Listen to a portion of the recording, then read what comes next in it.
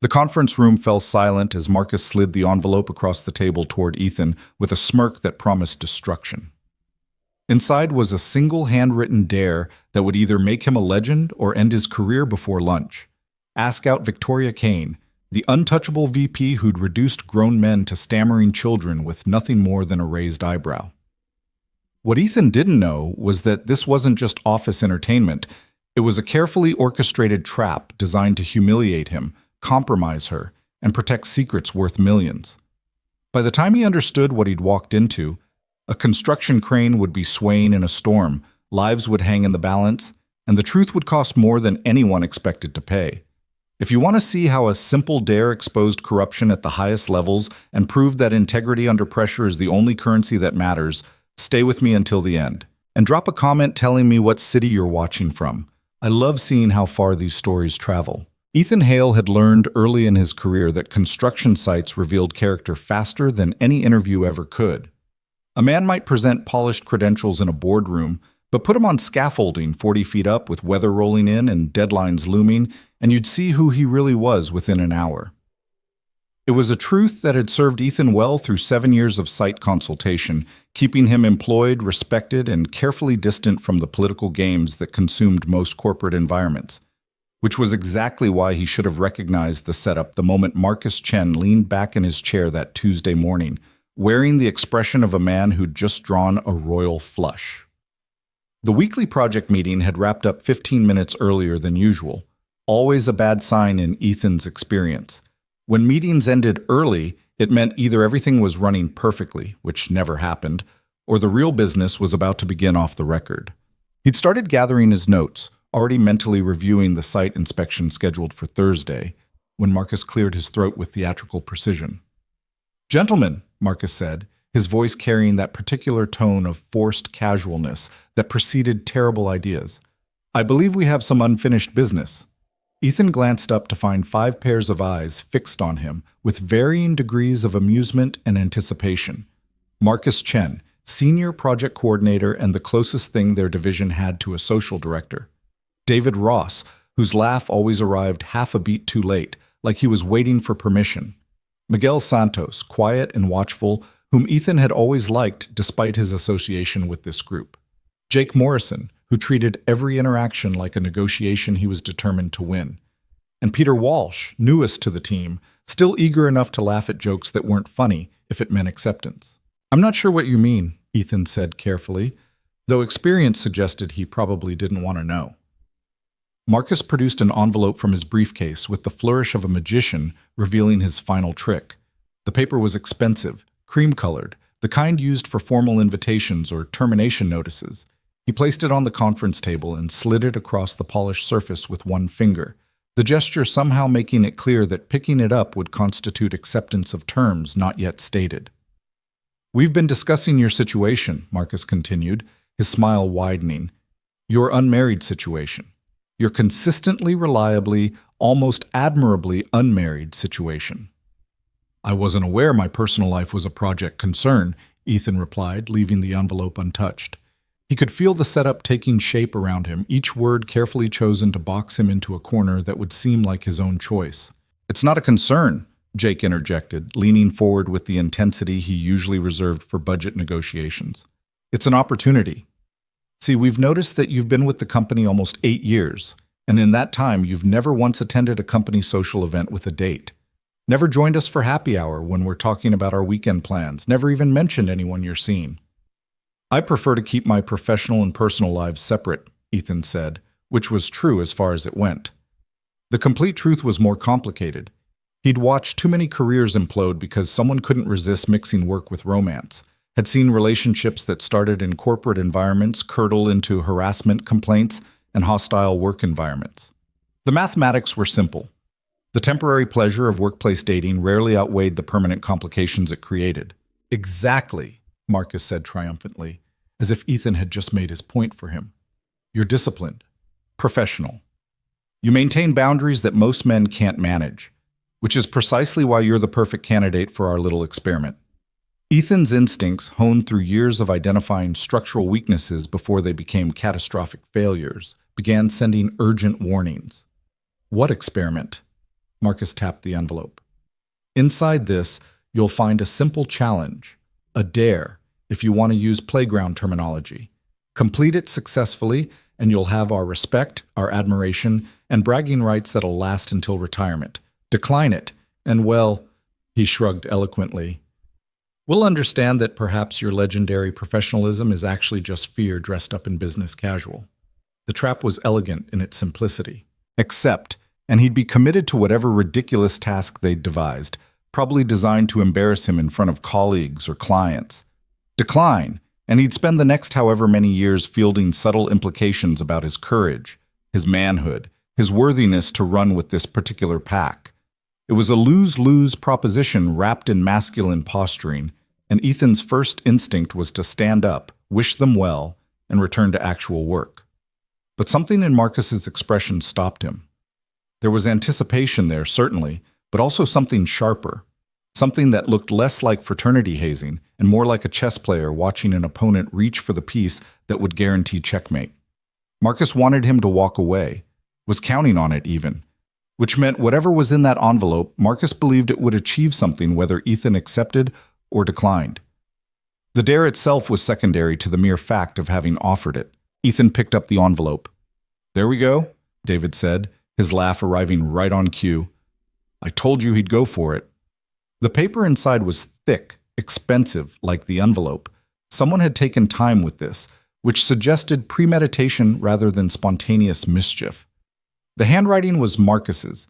Ethan recognized it from 100 project documents, but the phrasing had been workshopped, refined, each word chosen for maximum impact.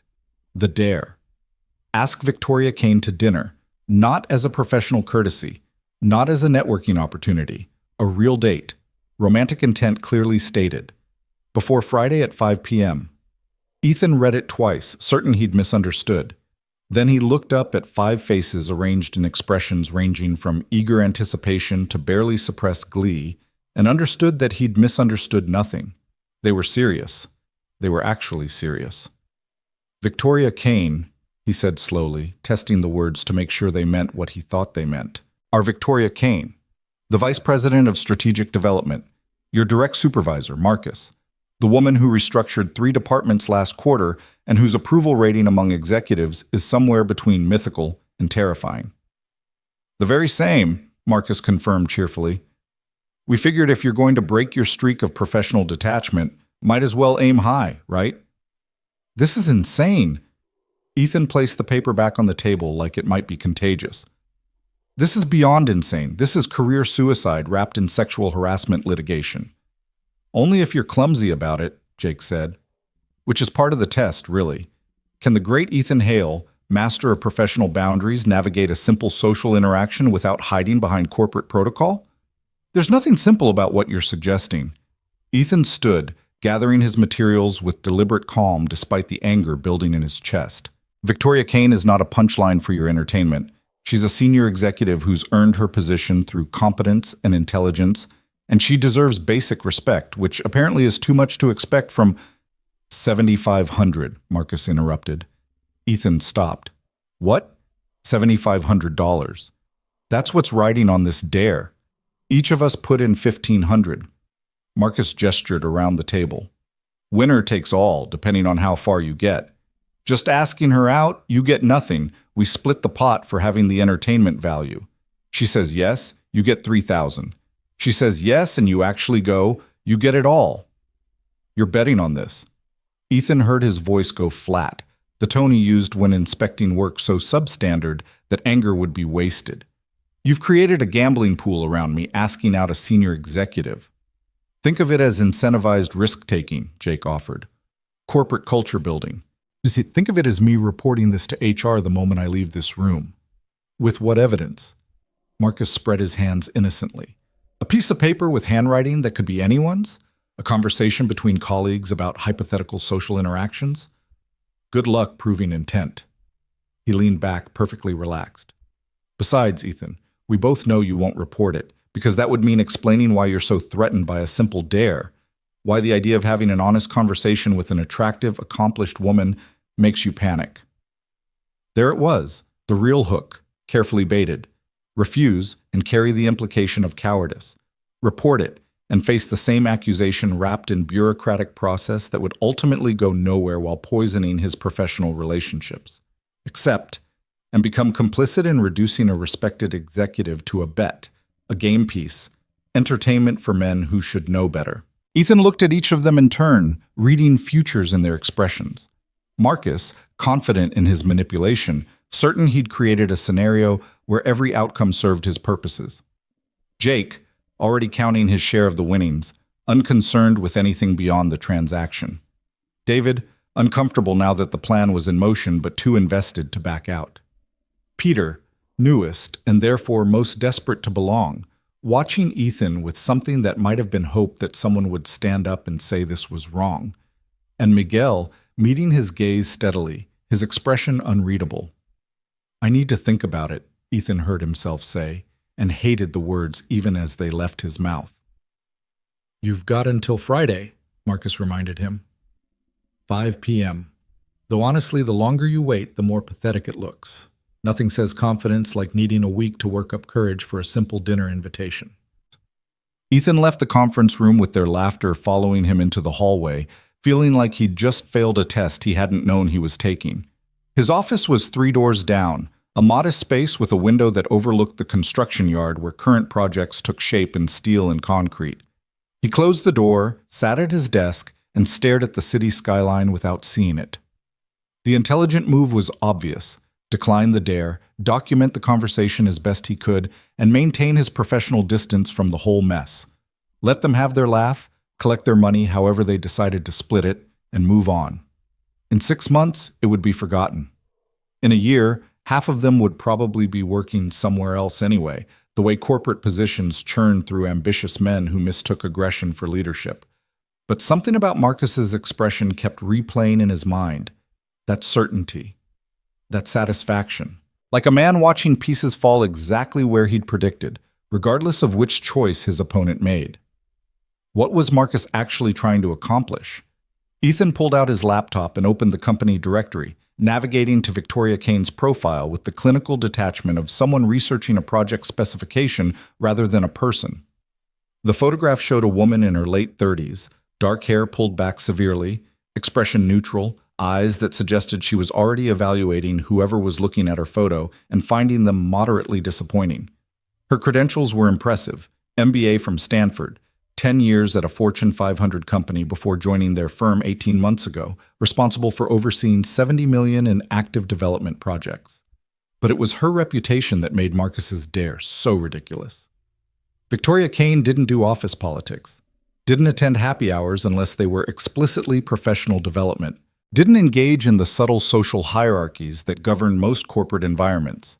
She evaluated work, approved or rejected proposals based on merit, and maintained boundaries so clear they might as well have been constructed from the same steel and concrete she oversaw. 3 men had been terminated in her first 6 months for various attempts to leverage charm, flattery, or intimidation into professional advantage. Not for harassment, Victoria was too smart to let situations deteriorate that far, but for performance failures that somehow became visible only after they'd mistaken her professionalism for an invitation to something more casual. The message had been received. Victoria Kane was untouchable not because she was cold, but because she was absolutely uninterested in any interaction that didn't serve clear professional purposes, which made the dare either stupidly optimistic or deliberately designed to fail. And if it was designed to fail, what did Marcus gain from Ethan's public rejection? His desk phone rang, the internal line indicating someone calling from within the building. Ethan considered letting it go to voicemail, then recognized the extension, Victoria Kane's office. He picked up on the 3rd ring. Ethan Hale. "Mr. Hale, this is Jennifer, Ms. Kane's assistant. She'd like to see you in her office at your earliest convenience." Ethan glanced at his watch, 10:47 a.m. The meeting had ended barely 20 minutes ago. Did she indicate what this was regarding? "The Riverside project. She has some questions about your last inspection report." "I can be there in 10 minutes. "Perfect. I'll let her know." The line disconnected, leaving Ethan staring at his phone and wondering if the universe had a sense of humor or just terrible timing. The Riverside project was one of his current assignments, a mixed-use development that had been plagued with complications since breaking ground 4 months ago. His last report had flagged some concerning shortcuts in the foundation work, recommendations that would add 3 weeks to the schedule and $200,000 to the budget, recommendations that someone higher up the chain would need to approve or reject. Someone like Victoria Kane. Ethan gathered the relevant files, checked that his tie was straight more out of habit than vanity, and tried not to think about the envelope still sitting on the conference room table. This was professional. This was work. Whatever Marcus and his gambling pool thought they were accomplishing, it had nothing to do with an actual consultation about an actual project that affected actual safety and compliance standards. Victoria's office was on the 12th floor, corner position with windows offering views of both the city and the construction yards that represented their current portfolio. Ethan had been there twice before, both times for project reviews that had felt more like doctoral defenses than status updates.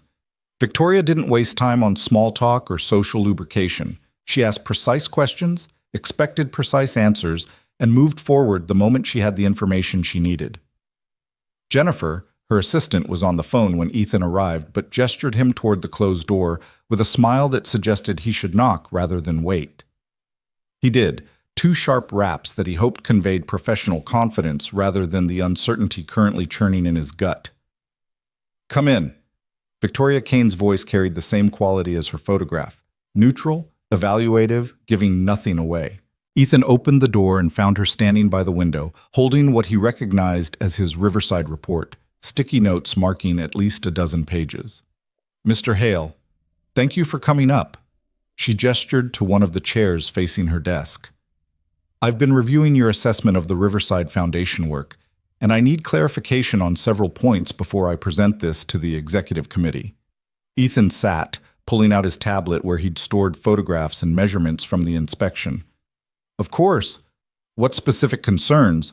"All of them," Victoria interrupted, moving to her desk with the economical grace of someone who'd learned not to waste motion any more than words. "You've recommended a complete halt to pouring until we can verify the rebar placement meets code specifications. You've suggested that approximately 40% of the work completed to date may need to be redone, and you've estimated costs that will effectively eliminate any profit margin on this phase of the project." She said it without inflection, without accusation, simply stating facts as she understood them. But Ethan heard the question underneath. "Are you absolutely certain? Because if you're wrong, this will cost us significantly more than money." "I am certain," he said, meeting her gaze directly. "The rebar spacing in grid sections D through F is inconsistent with both the approved plans and basic load-bearing requirements for a structure of this type. The concrete quality tests from last week's pour show aggregate separation that suggests improper mixing ratios or contaminated water supply. And the installation timeline for the work supposedly completed doesn't align with the crew logs I reviewed. Meaning someone claimed work was done that either wasn't done at all or was done so quickly that quality control became impossible." Victoria set the report down, her expression unchanged but something sharpening in her eyes. "You're suggesting fraud." "I'm suggesting that what's been built doesn't match what's been documented, and the discrepancy is large enough that it can't be accidental." Ethan pulled up photographs on his tablet, turned it so she could see. "This is grid section E, which according to the daily logs was completed over 3 days with a full crew. But the concrete pour marks show it was done in a single day, probably with half the usual crew, which would explain why the finishing work is substandard." Victoria studied the images with the focus of someone reading a complex contract, seeing implications that went beyond the immediate content. "Who's the site supervisor for Riverside?" "Gary Mitchell. He's been with the company 6 years, clean record, no previous issues that I'm aware of." "And he signed off on all this work?" "His signature is on every daily log, yes. But you don't think he was actually present for the inspections?" It wasn't a question, and Ethan appreciated that she'd drawn the conclusion herself, rather than making him spell out an accusation against a colleague. "I think the timeline and the quality of work suggests that whoever was doing the actual inspection was either incompetent or deliberately overlooking problems." Victoria nodded slowly, turning back to the window. For a long moment she said nothing, and Ethan waited. understanding that she was working through implications that extended beyond this one project. If the Riverside work was compromised, how many other projects might have similar issues? If Gary Mitchell was signing off on work he hadn't properly inspected, was it isolated incompetence or part of a larger pattern? And most importantly, who else knew about this before Ethan's report made it impossible to ignore? "I need you to do something for me," Victoria said finally, still facing the window. "And I need you to understand that I'm asking as someone who values accuracy over convenience. All right? I need you to go back to the Riverside site, not for another official inspection. That would tip off anyone paying attention that we're looking closely.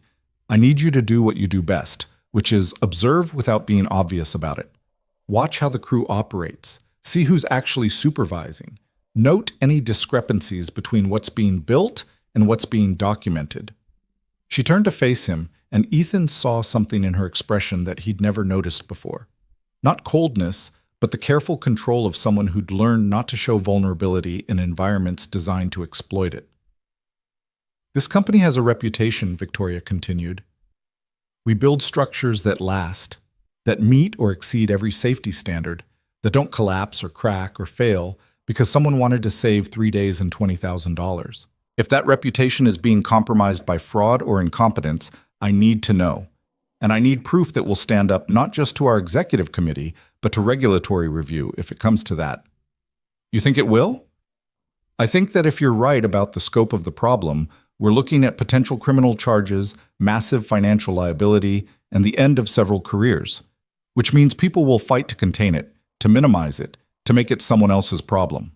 She met his eyes steadily. "Can I trust you to get me accurate information regardless of who it implicates?" The question hung between them, weighted with implications that went beyond this single conversation.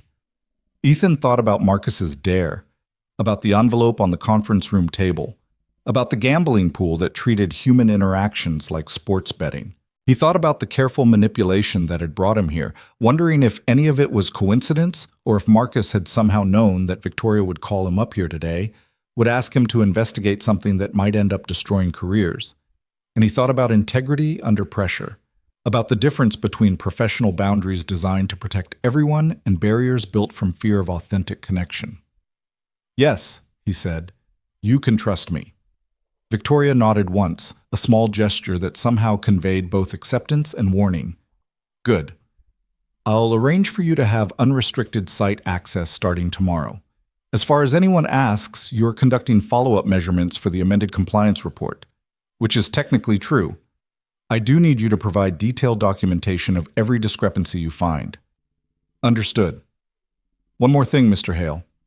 She picked up his report, adding it to a stack of folders that suggested this was far from her only crisis today. "The kind of fraud we're potentially looking at doesn't happen in isolation. Someone benefits from the shortcuts, from the falsified logs, from work that looks complete on paper but isn't up to standard in reality.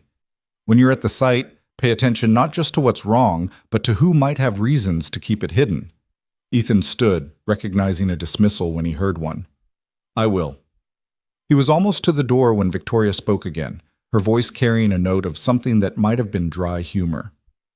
"And Mr. Hale, whatever else happens with the Riverside investigation, I appreciate that you reported what you found rather than looking the other way. It would have been easier to sign off on work that wasn't your responsibility and let someone else discover the problems later." "Easier," Ethan agreed, "but not right." "No," Victoria said, "not right." He left her office with more questions than he'd arrived with, wondering why Marcus had really created that dare, what the Riverside project had to do with it, and whether he'd just been handed an assignment that was professional due diligence or a test of loyalties that went deeper than construction specifications. His phone buzzed with a text message as he waited for the elevator. Marcus, naturally, because the universe apparently wasn't done with him yet. "So? Did you ask her? Don't leave us in suspense." Ethan stared at the message, then at the elevator doors, then back at his phone. He could respond with exactly what had happened. A professional consultation about a troubled project. He could ignore it entirely. Or he could do something that would either prove he was braver than Marcus expected or stupider than he'd ever given himself credit for. He typed, "Not yet, but I'm working on it." The elevator arrived and Ethan stepped inside. committed now to a course of action he didn't fully understand, but sensed was inevitable from the moment Marcus had slid that envelope across the table. Whatever trap was being set, whatever game was being played, he was going to see it through to the end, but on his terms, with his standards, and with enough respect for Victoria Kane to make sure that whatever happened, she was treated as a person making choices rather than a prize to be won or a challenge to be overcome. The real dare, Ethan was beginning to understand, wasn't asking Victoria out. It was navigating the minefield of corporate politics, masculine posturing, potential fraud, and his own carefully maintained boundaries without losing himself in the process. He had until Friday at 5 p.m. to figure out how. The Riverside construction site looked different when you were searching for evidence of fraud rather than conducting routine inspections. Ethan arrived Wednesday morning before the regular crew, parking his truck in the visitor section and walking the perimeter with coffee in hand, playing the role of a consultant doing preliminary measurements before the day's chaos began. The site sprawled across 4 acres of what had been a textile factory 40 years ago, now transformed into the skeleton of a mixed-use development that promised luxury apartments, retail space, and a public park. The foundation work dominated the central area, massive concrete sections already poured and curing, rebar grids rising from the ground like industrial sculpture waiting for their next layer. It should have been a testament to precision engineering and careful planning. Instead, it looked like a crime scene waiting to be discovered. Ethan spent the first hour simply watching. The crew arrived in clusters. The concrete workers in one group, the rebar specialists in another, the general laborers who'd do whatever was needed wherever chaos demanded. Gary Mitchell pulled up 15 minutes late, which might mean nothing or might mean everything, depending on what Ethan found in the next few days. The site supervisor climbed out of his truck with the weathered confidence of a man who'd spent decades in construction, greeting workers by name, reviewing the day's schedule with his foreman, everything appearing entirely normal. Which was the problem with fraud. It always appeared normal until someone looked close enough to see the cracks. By 10 a.m., Ethan had positioned himself near grid section F, measuring equipment set up, making a show of checking dimensions while actually studying the crew's rhythm. The pour scheduled for today would cover roughly 2,000 square feet, work that should take a full day with the crew they had on site. But according to the logs Victoria had shown him, similar pours had been completed in half the time, which suggested either this crew was unusually slow or the previous logs were unusually creative. "Didn't expect to see you back so soon," a voice said behind him. Ethan turned to find Gary Mitchell approaching, carrying the casual authority of a man comfortable in his domain. Ms. Kane wanted additional measurements for the compliance amendment. Figured I'd knock it out while the crew's working so I can see the process in real time. Makes sense. Gary surveyed the section Ethan was measuring, his expression neutral. Though I thought your report already covered the foundation work pretty thoroughly. Seemed like you found every crack and inconsistency from here to the property line. There was no hostility in the words, just statement of fact. But Ethan heard the question underneath. Why are you really here? And what are you looking for that you didn't find the first time? The report raised questions, Ethan said carefully. This is about getting answers that'll satisfy the executive review. You know how it is. One person says the work's substandard. Everyone wants documentation that could survive a lawsuit. Gary nodded slowly, understanding the politics, even if he didn't like them. Well, you won't find anything wrong with today's pour. We're following the specs exactly, and I'll be here the whole time making sure every yard of concrete goes exactly where it's supposed to. I'm sure it will, Ethan agreed, which was probably true. The problem wasn't what was happening now, under scrutiny and observation. The problem was what had happened before anyone was paying attention. Gary moved on to confer with his foreman, leaving Ethan to his measurements and his thoughts. The morning stretched into afternoon, concrete trucks arriving in sequence, crews working with the practiced efficiency of men who'd done this thousands of times. Everything appeared exactly as it should. Perfect, even. Which made Ethan wonder if Gary had suspected this inspection was coming, had warned the crew to be especially careful today, had ensured that whatever shortcuts had been taken previously wouldn't be visible in the current work. His phone buzzed at 2:15. Victoria Kane, calling rather than texting, which suggested privacy mattered. Hale. Mr. Hale, I need you back at the office. Something's come up with the Riverside project that requires immediate attention. I'm at the site now. Should I? I know where you are. I need you here within the hour. We'll discuss what you've observed when you arrive. The line went dead, leaving Ethan staring at his phone and wondering what could have happened in the 6 hours since he'd left Victoria's office that required pulling him off site. He packed his equipment, made his excuses to Gary about needing to review something at the office, and drove back through midday traffic with the uncomfortable sensation that whatever game was being played had just changed rules he didn't understand. Victoria's assistant waved him directly through when he arrived, which meant the situation was urgent enough to bypass normal protocols. He knocked once and entered to find Victoria standing by her desk with another man Ethan didn't recognize. Late 40s, expensive suit, the kind of corporate polish that suggested either high-level management or legal representation. "Mr. Hale, this is Robert Caldwell, our Senior Vice President of Operations," Victoria said. "Robert, this is Ethan Hale, the site consultant whose report initiated our review of the Riverside project." Robert extended his hand with the firm grip of a man who'd built a career on projecting confidence regardless of circumstances. "I've read your report, Mr. Hale. Very thorough, very concerning, which is why I wanted to speak with you directly before we take this matter any further." Ethan shook his hand, already sensing trouble in the careful phrasing. "I'm happy to answer any questions about my findings. Actually, I have some findings of my own I'd like to share." Robert moved to Victoria's desk, spreading out what appeared to be financial documents and construction logs. "I've spent the last several hours reviewing the Riverside project timeline, and I've discovered some interesting discrepancies that I think shed new light on your concerns." He pointed to a series of entries in the crew logs, dates highlighted in yellow. "These are the pores you identified as potentially problematic, work that appeared to be completed too quickly to maintain quality standards. But when I cross-referenced them with our payment records, I found that we actually had additional subcontractors on site during those periods. Crews that weren't reflected in the daily logs because they were hired through a different billing system." Ethan studied the documents, looking for the trap he knew had to be there. "Additional crews would explain the timeline, but they don't explain the quality issues I documented. The concrete separation, the rebar spacing inconsistencies, which brings me to my second point." Robert produced a folder containing what looked like laboratory reports. "I had samples from those same pores retested by an independent facility. Their findings indicate that the concrete meets all specification requirements. The aggregate separation you noted appears to have been localized to the test samples, not representative of the overall pore quality."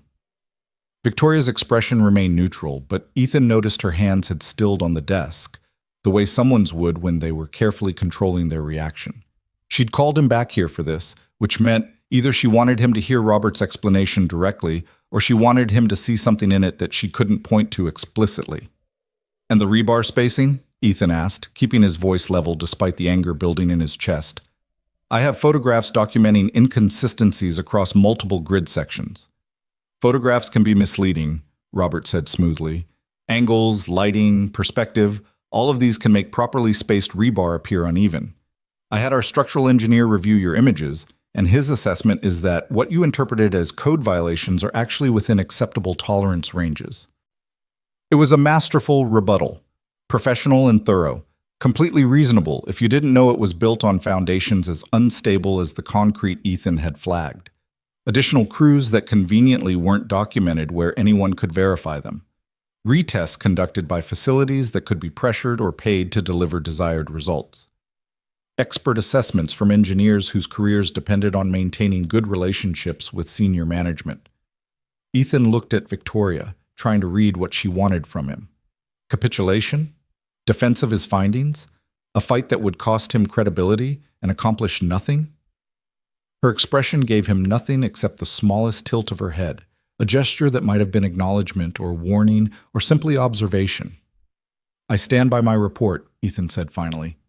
"If additional crews were present, they should have been documented in the daily logs regardless of billing systems.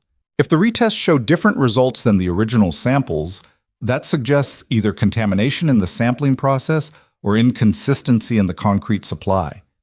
And no photograph tricks or tolerance ranges explain why work that should take days was completed in hours." Robert's smile never wavered. "I appreciate your conviction, Mr. Hale. I really do. It's exactly the kind of diligence we want in our consultants. But conviction without flexibility can become obstruction, especially when new evidence emerges that contradicts initial assessments. He began gathering his documents. I'm recommending to the executive committee that we continue with the Riverside project as currently planned, with enhanced oversight going forward to ensure quality standards are maintained. Your concerns will be noted in the record, but I don't believe they warrant the complete work stoppage you suggested. That's a mistake, Ethan said. Perhaps. Robert tucked the folders under his arm. But it's a mistake I'm willing to take responsibility for, which is more than most people can say. He turned to Victoria. I'll have my formal recommendation on your desk by end of day. I trust you'll support it when we present to the committee tomorrow. It wasn't a question, and the threat underneath was clear enough. Support the decision or find yourself on the wrong side of the senior vice president of operations, which was a good way to discover that your career advancement had suddenly stalled indefinitely. Victoria nodded once. I'll review your recommendation and respond accordingly. Robert left, taking his manufactured evidence and polished lies with him, leaving Ethan and Victoria in a silence that felt like the moment after a bomb detonates but before the debris starts falling. That was a setup, Ethan said. Yes. He had all those documents ready. The retests, the billing records, the structural engineer's assessment. He knew I'd be called back here today to hear his rebuttal. Yes. Which means someone told him I was conducting follow-up inspection. Someone who knew you'd sent me to the site and wanted to undermine my findings before I could develop them further. Victoria moved to the window, her back to him, and Ethan recognized the posture from their first meeting. Someone working through implications that extended beyond the immediate conversation. Mr. Caldwell has been with this company 15 years. He's well-connected, well-liked, and very effective at managing situations that might otherwise become complicated.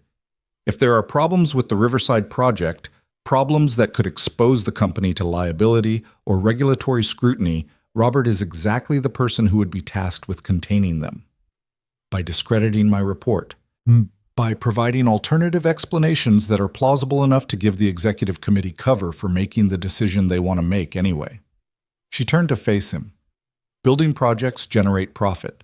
Stopping building projects generates questions, delays, and expenses. Given a choice between trusting a consultant who's been here 7 years or a senior vice president who's been here 15, which do you think they'll choose? The answer was obvious, and Ethan felt something shifting in his understanding of what he'd walked into.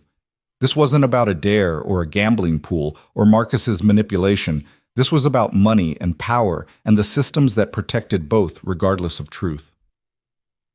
What do you want me to do? He asked. Victoria studied him for a long moment, and Ethan had the sense of being evaluated according to criteria he couldn't see but that would determine everything about what happened next. I want you to understand something, she said finally. I called you back here today, not because I doubted your findings, but because I needed you to see how this works. Robert's performance wasn't for my benefit. He knows I'm not going to be swayed by creative accounting and convenient retests. It was for yours. He wanted you to understand that challenging his narrative comes with costs. Professional costs, career costs, the kind of costs that most people decide aren't worth paying. Are you telling me to back down? I'm telling you that if you continue pursuing this, you need to be absolutely certain it's for the right reasons. Not because of ego or stubbornness or some misguided sense of martyrdom, but because you genuinely believe that buildings constructed on fraudulent foundations put lives at risk. Ethan thought about the concrete he'd inspected, the rebar grids that didn't match specifications, the timeline that made no sense unless someone was cutting corners in ways that compromised structural integrity. He thought about the people who would eventually live in those apartments, work in that retail space, walk through that public park, all of them trusting that the building around them had been constructed properly. I'm certain, he said. Good. Victoria returned to her desk, pulling out a folder from a locked drawer. Then I need you to do something that goes beyond your official duties. I need you to help me build a case that Robert can't explain away with creative documentation and expert opinions. She opened the folder, revealing what appeared to be financial records, emails, and construction timelines spanning multiple projects, not just Riverside. For the past 3 months, I've been tracking discrepancies across our entire portfolio. Projects that come in under budget and ahead of schedule, which sounds positive until you realize it's mathematically improbable given the scope and complexity of the work. Crew logs that show consistent patterns of work being completed faster than industry standards would suggest. And subcontractor payments that don't quite align with the documented work. Ethan leaned forward, scanning the documents. You think it's systematic? I think Robert Caldwell has been running a scheme where he hires subcontractors at legitimate rates, uses them for half the documented time, pockets the difference, and covers the timeline discrepancies by having crews cut corners on quality. The additional subcontractors he mentioned today, they probably don't exist. The retest showing acceptable concrete, probably conducted on samples from a different batch or a different project entirely. The structural engineer who says my photos are misleading, probably on Robert's payroll in ways that don't show up in official records. That's fraud on a massive scale. That's fraud that's made Robert very wealthy and the company very profitable, which means proving it will require evidence so overwhelming that the executive committee can't ignore it. Victoria met his eyes. I can track the financial discrepancies, but I need someone who understands the technical side. Someone who can document exactly how the work being done doesn't match the work being claimed. Someone who has enough integrity to see this through even when it gets ugly. Ethan understood what she was offering and what it would cost. This wasn't a simple assignment with a clear endpoint. This was an investigation that could take weeks or months, that would put him in direct opposition to a senior vice president, that would make him a target for exactly the kind of professional destruction Marcus had been trying to orchestrate with that stupid dare. And somewhere in his mind, Marcus's voice echoed, can the great Ethan Hale navigate a simple social interaction without hiding behind corporate protocol? Maybe this was the real test. Not asking Victoria to dinner, but choosing to stand beside her when doing so meant risking everything. I'll help you, Ethan said, but I need you to understand something too. If we do this, if we go after Robert Caldwell with accusations of fraud, we can't afford to be wrong. We need evidence that would stand up in court, not just internal review. And we need to be prepared for him to fight back with everything he has. I know. Which means we need to be smart about how we gather information. No more official inspections that tip him off. No more reports that give him time to manufacture explanations. We need to document everything in ways he doesn't see coming until it's too late to spin. Victoria nodded slowly, and something shifted in her expression. Not quite a smile, but acknowledgement of a partnership forming on terms neither had expected. Then we should probably discuss strategy somewhere other than my office, where every conversation is potentially monitored and every document is potentially accessible to people we don't trust. Are you suggesting we meet outside of work? I'm suggesting that if we're going to build a case against a senior vice president who's been stealing from this company for months or years, we should do it somewhere he can't easily observe or interrupt. She glanced at her watch. There's a coffee shop 3 blocks from here. Neutral territory, public enough to avoid questions about impropriety, quiet enough for sensitive conversation. Ethan felt the irony of the situation settling over him like weight. Here he was, being asked by Victoria Kane to meet her outside the office, to spend time together away from professional context, to develop a relationship built on trust and shared purpose. Everything Marcus's dare had demanded, but for completely different reasons, and in ways that made the original challenge seem absurd and insulting. When? He asked. Tonight, 7 o'clock. And Mr. Hale? Victoria's expression grew serious. When we meet, we're not colleagues following corporate hierarchy. We're 2 people trying to do the right thing in a situation designed to punish exactly that choice. Which means I need you to be honest with me, even when honesty is uncomfortable. Can you do that? The question hung between them, weighted with implications that extended beyond fraud investigations and corporate politics. Ethan thought about boundaries and professionalism, about the difference between protecting yourself and isolating yourself, about what it meant to trust someone enough to be vulnerable in their presence. Yes, he said, I can do that. He left Victoria's office with the uncomfortable awareness that he'd just committed to something far more complicated than proving construction fraud. He'd committed to treating Victoria Kane as a human being rather than an untouchable executive, to seeing her as a partner rather than a superior, to building the kind of trust that couldn't survive behind professional masks and corporate formality. His phone buzzed the moment he reached the elevator. Marcus again. Because apparently the universe had perfect timing for maximum irony. Clock's ticking, Hale. Friday deadline stands. Don't chicken out now. Ethan stared at the message, then typed a response he knew would either satisfy Marcus's expectations or accelerate whatever trap was being set. Meeting her tonight. Wish me luck. The reply came within seconds. Holy shit, he's actually doing it. Drinks are on you when this blows up. Ethan pocketed his phone, wondering if Marcus had any idea how right he was about things blowing up, just not in the way he expected. This wasn't about a dare anymore. This was about choosing between the safe path of professional distance and the dangerous path of authentic connection in an environment designed to punish both.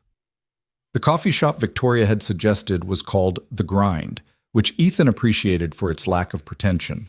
No artisanal single-origin descriptions. No Instagram-worthy latte art. Just good coffee served in actual mugs by people who understood that sometimes you needed caffeine more than atmosphere. He arrived 10 minutes early, claimed a corner table that offered privacy without looking like they were hiding, and tried not to overthink what was about to happen. Victoria arrived exactly at 7, wearing jeans and a simple sweater that somehow made her look more intimidating than the business suits she wore at the office. She'd pulled her hair back in a casual ponytail, and Ethan realized he'd never seen her looking quite this unguarded, this human, this real. Thank you for meeting me, she said, sliding into the chair across from him. Thank you for trusting me. Victoria signaled the waitress, ordered black coffee without consulting the menu, and then turned her full attention to Ethan in a way that made him understand why people found her intimidating. It wasn't coldness. It was the absolute focus of someone who didn't waste time on social performance when authenticity was available. I need to tell you something before we discuss the fraud investigation, she said, and I need you to hear it as information that affects our working relationship, not as a personal confession seeking sympathy. Ethan nodded, uncertain where this was going, but recognizing the weight of whatever she was about to share. I've been in this industry 20 years, Victoria continued. I've worked my way up from project coordinator to vice president, and I've done it by being better, smarter, and more thorough than every man who assumed I was there for decoration or diversity metrics. I've maintained boundaries that most people consider excessive because those boundaries are the only thing standing between professional respect and being reduced to someone's fantasy or target. She paused as the waitress delivered their coffee, then continued without acknowledging the interruption. 3 weeks ago, I received information suggesting that Robert Caldwell had been manipulating construction projects for personal profit. The source was anonymous, credible, and detailed enough that I couldn't ignore it. When I brought it to the CEO's attention, I was told to gather more evidence before making accusations that could damage Robert's reputation. Let me guess, Ethan said. You were also told to be careful about seeming vindictive or ambitious. The exact phrase was emotionally motivated, which is corporate code for hysterical woman on a witch hunt. Victoria's expression didn't change, but Ethan heard the anger underneath. So I started documenting everything I could find, building a case that would be so overwhelming that questions about my motivations would become irrelevant, and then your Riverside report landed on my desk, providing independent confirmation that something was seriously wrong. That's why you asked me to do additional investigation. That's why I asked you to help me build something Robert can't discredit by attacking my credibility or suggesting I have personal agenda against him. She met Ethan's eyes steadily. I'm trusting you with this because I believe you care more about doing the right thing than protecting your career.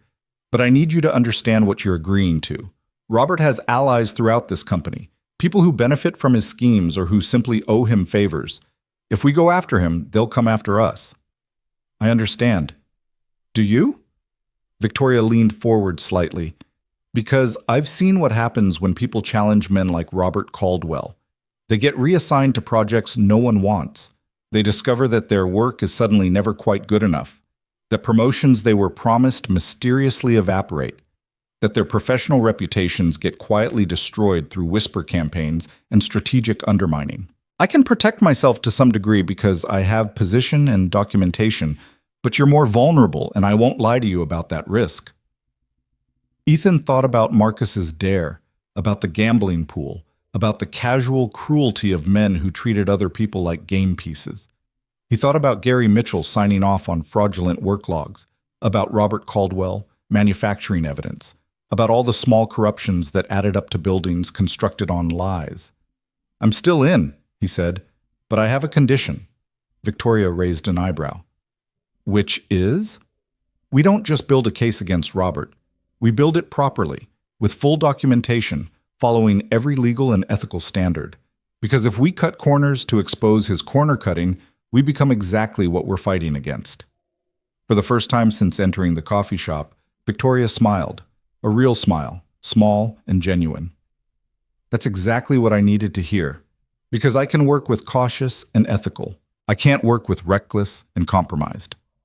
They spent the next 2 hours reviewing Victoria's documentation, cross-referencing financial records with project timelines, identifying patterns that revealed the scope of Robert's scheme.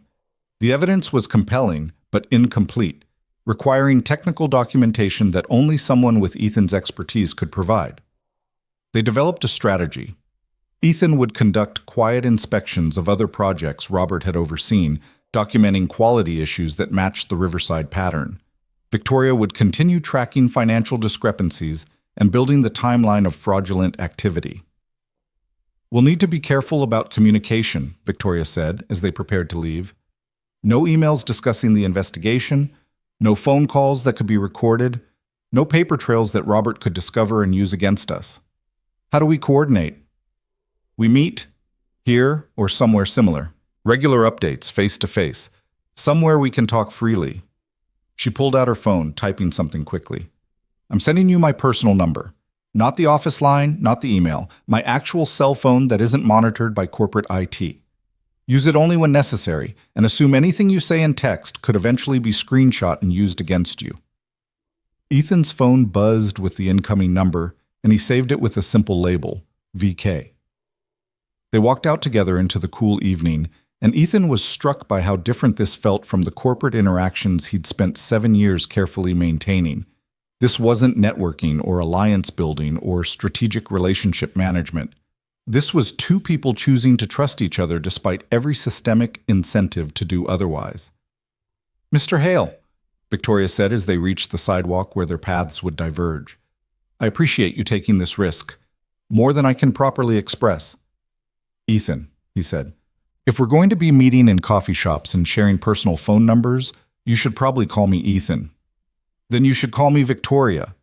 She extended her hand, and when Ethan shook it, the gesture felt less like professional courtesy and more like sealing a pact. "I'll contact you in a few days with the next projects to review. In the meantime, be careful around Robert and anyone close to him.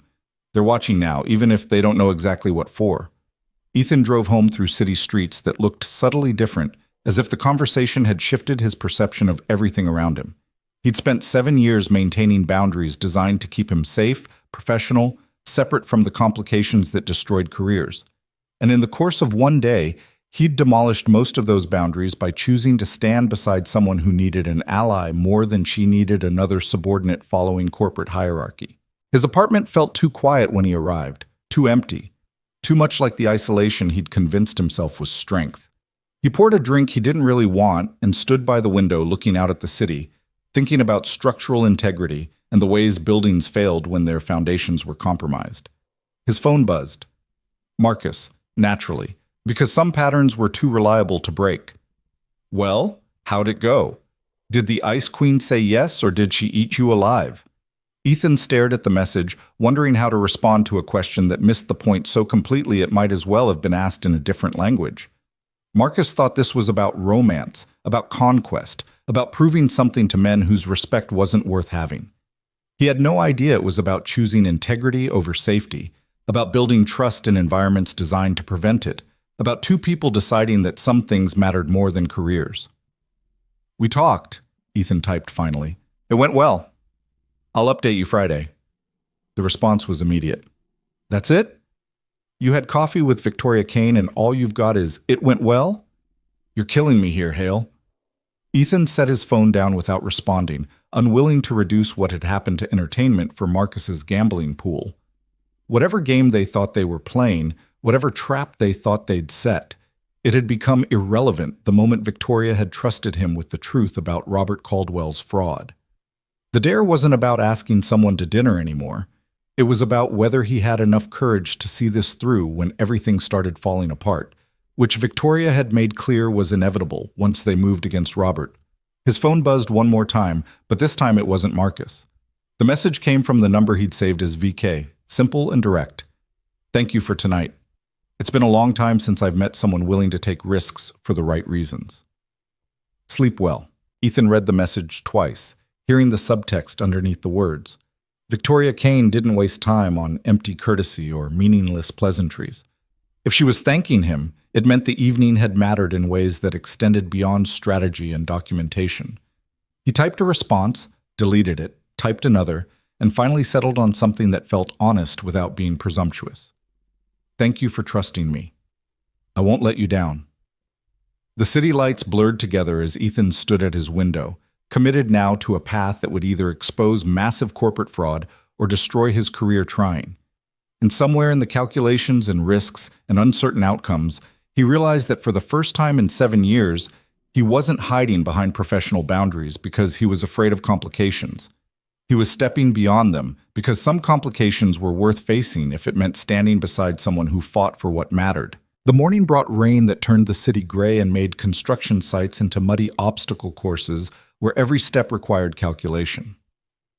Ethan arrived at the Harbor Point development before dawn, one of 3 projects Victoria had identified as showing the same suspicious patterns as Riverside. The site was supposed to be ahead of schedule and under budget, which according to Robert Caldwell's presentation to the board meant exceptional project management. According to Victoria's financial analysis, it meant corners were being cut in ways that wouldn't show up until buildings started failing. Ethan parked away from the main entrance, approaching on foot with his equipment bag, and the careful anonymity of someone who belonged without demanding attention. The security guard waved him through after a cursory check of his credentials, and within minutes, Ethan was deep in the foundation sections that had supposedly been completed 2 weeks ahead of timeline. The concrete told its own story, if you knew how to read it. Ethan documented everything with photographs and measurements, building a technical record that would either support Victoria's suspicions or prove them wrong. By 9 a.m., he had enough evidence to know they were right about the scope of the fraud, and enough dread to understand how much worse this was going to get before it got better. His phone buzzed with a text from Victoria. "Call me when you're clear. Don't use your office." Ethan found a quiet corner of the construction trailer, checked that he was alone, and dialed her personal number.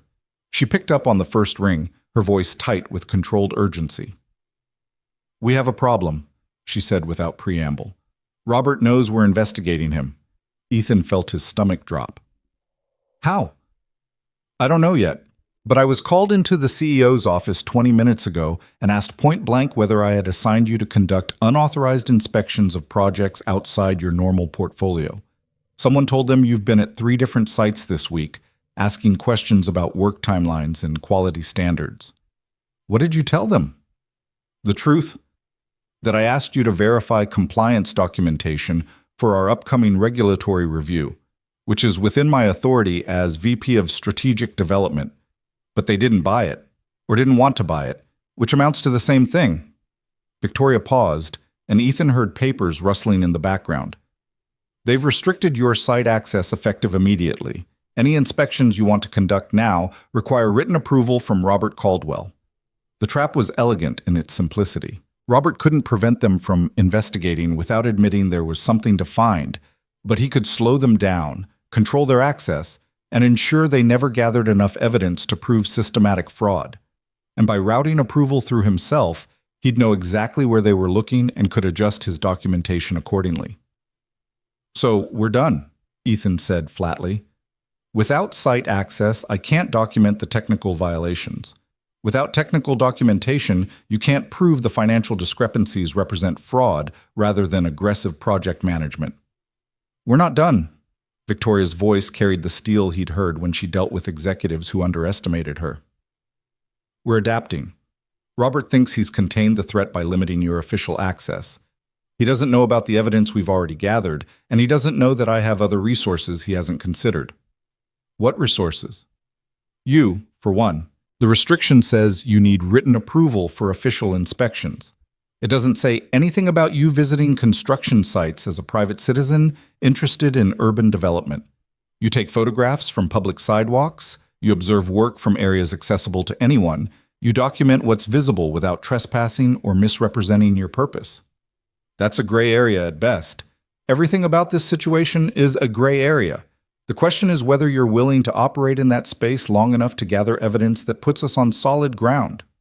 She waited, letting him make the choice without pressure.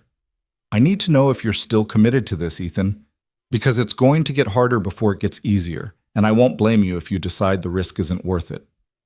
Ethan thought about the concrete he'd inspected that morning, about foundations that looked solid, until you measured the aggregate density and realized they'd fail under sustained load. He thought about the people who would eventually occupy buildings constructed on Robert Caldwell's fraud, trusting that someone had ensured their safety.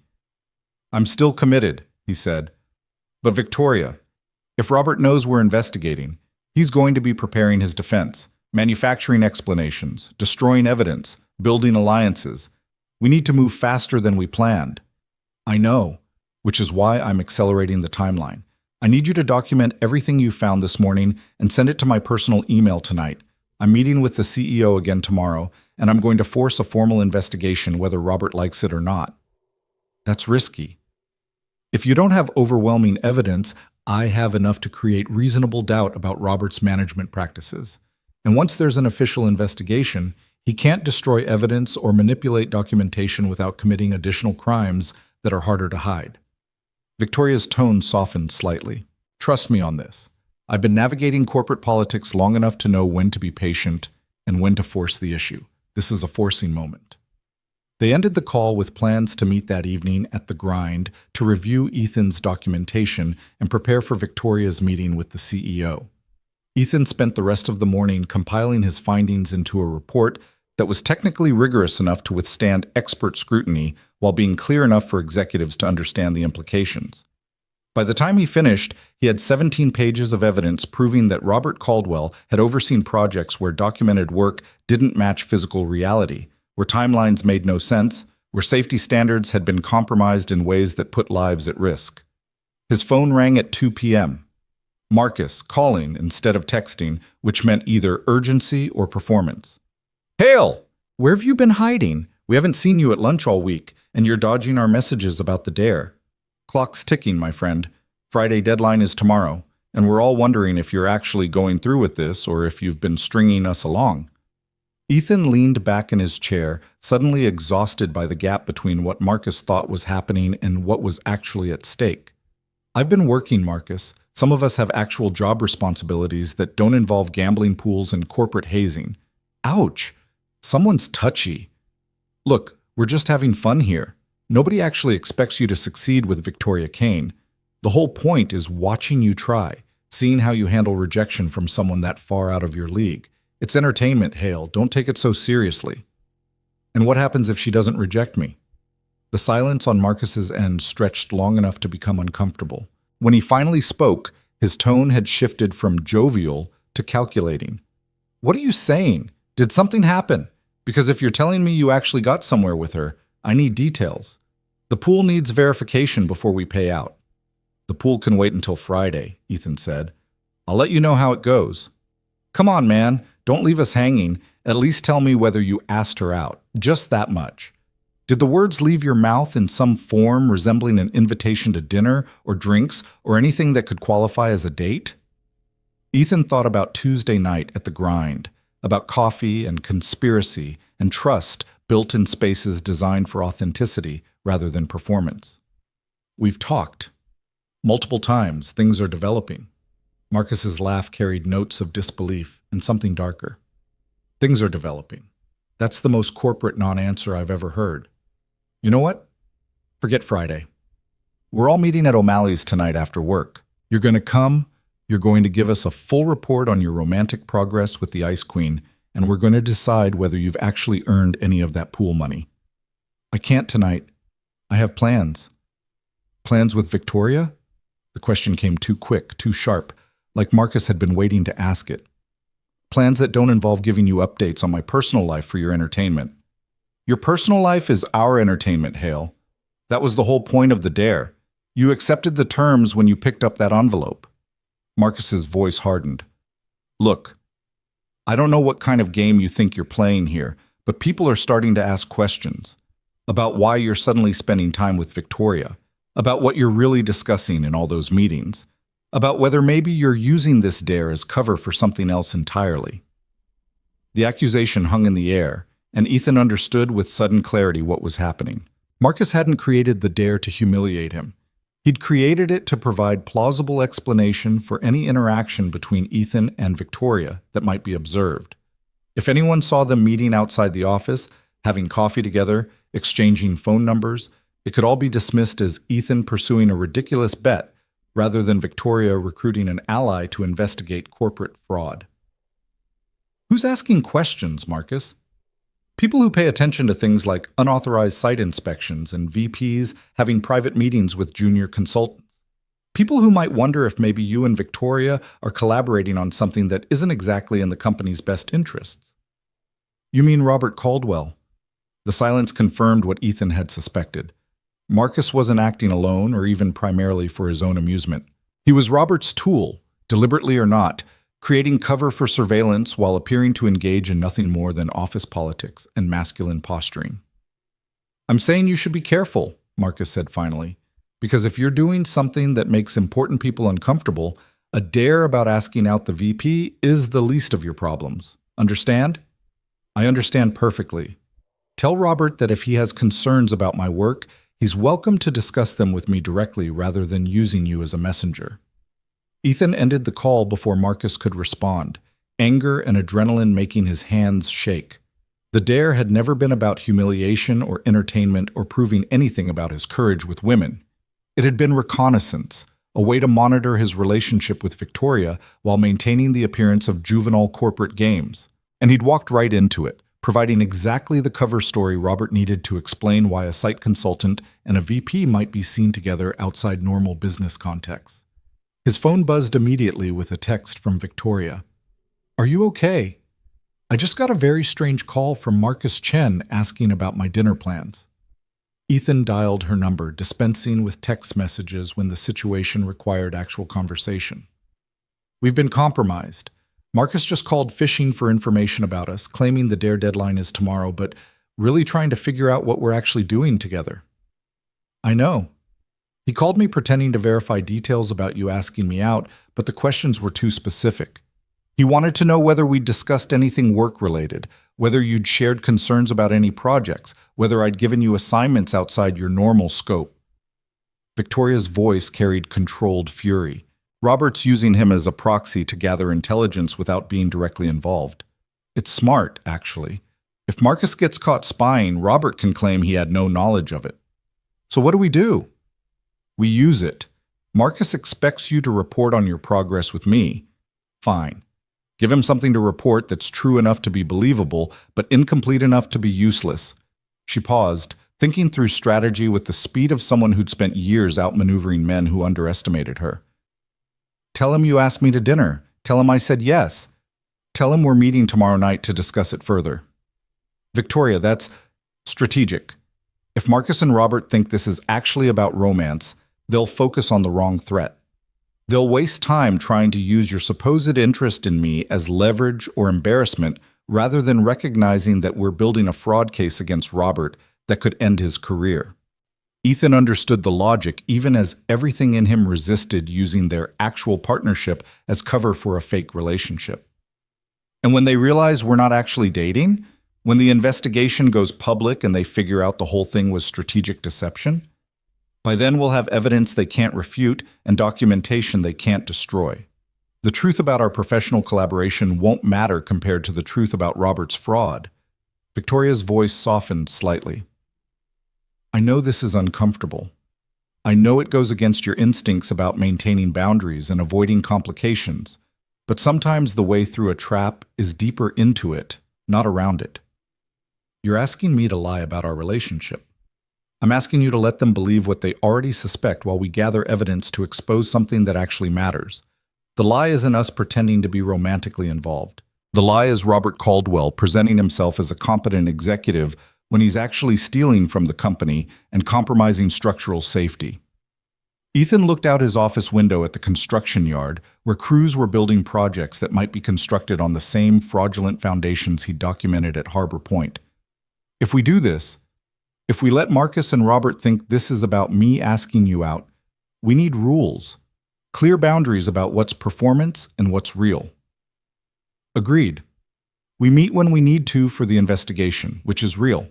If anyone asks, we're exploring whether there's potential for something more personal, which is strategically ambiguous. We don't fabricate romantic gestures or intimate details, but we don't deny interest either. We operate in the space between confirmation and denial until we have enough evidence to make the truth irrelevant. It was a plan that would have seemed impossibly complicated a week ago, before Ethan understood that sometimes integrity required operating in gray areas that corporate guidelines never addressed.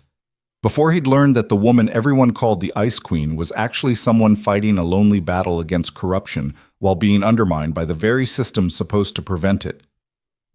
"I'll talk to Marcus tonight," Ethan said. "I'll tell him enough to keep him satisfied and Robert distracted. But Victoria, we're running out of time. If Robert knows we're investigating, he's going to accelerate whatever endgame he has planned." "I know, which is why I'm meeting with the CEO tomorrow regardless of how much additional evidence we gather. I'll use what you documented at Harbor Point, combine it with my financial analysis, and force the issue." She hesitated, and Ethan heard uncertainty creep into her voice for the first time. "There's a chance this backfires. A chance the CEO sides with Robert, dismisses the evidence as inconclusive, and I end up looking like I'm pursuing a personal vendetta. And if that happens, then we take everything we have to regulatory authorities and let them conduct their own investigation. It'll mean the end of my career at this company, probably yours too. But at least we'll have done the right thing." Victoria exhaled slowly. "I've made peace with that possibility. I need to know you have too." Ethan thought about 7 years of careful career management, of boundaries maintained and complications avoided, of professional success built on never taking risks that might compromise his position. He thought about how small those achievements seemed compared to what Victoria was willing to sacrifice for something that actually mattered. "I'm ready," he said. "Whatever happens, we see this through." They finalized plans to meet at the grind at 7. Then Ethan forced himself to call Marcus back and deliver the performance that would keep Robert's attention focused on the wrong threat. Marcus answered on the first ring, his eagerness barely disguised. "Hale, reconsider joining us tonight?" "No, but I wanted to update you on the dare since you're so invested in the outcome." Ethan kept his voice casual, like discussing whether a sports team had won or lost. "I asked Victoria to dinner. She said yes. We're meeting tomorrow night to see where things go." The silence on Marcus's end lasted several seconds too long. "You're serious. You actually asked Victoria Kane on a date, and she agreed." "Seems that way." "When? How? What exactly did you say?"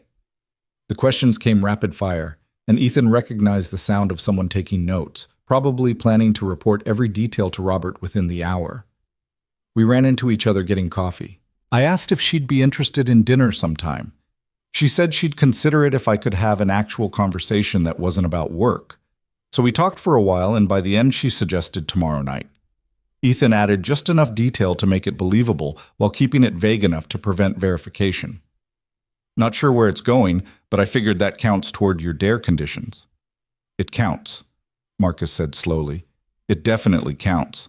Though I've got to say, Hale, I didn't think you had it in you. Victoria Kane doesn't date colleagues, doesn't mix professional and personal. Half the executives in this company have tried to get her attention over the past year, and she shut down every single one. Maybe they weren't asking the right way.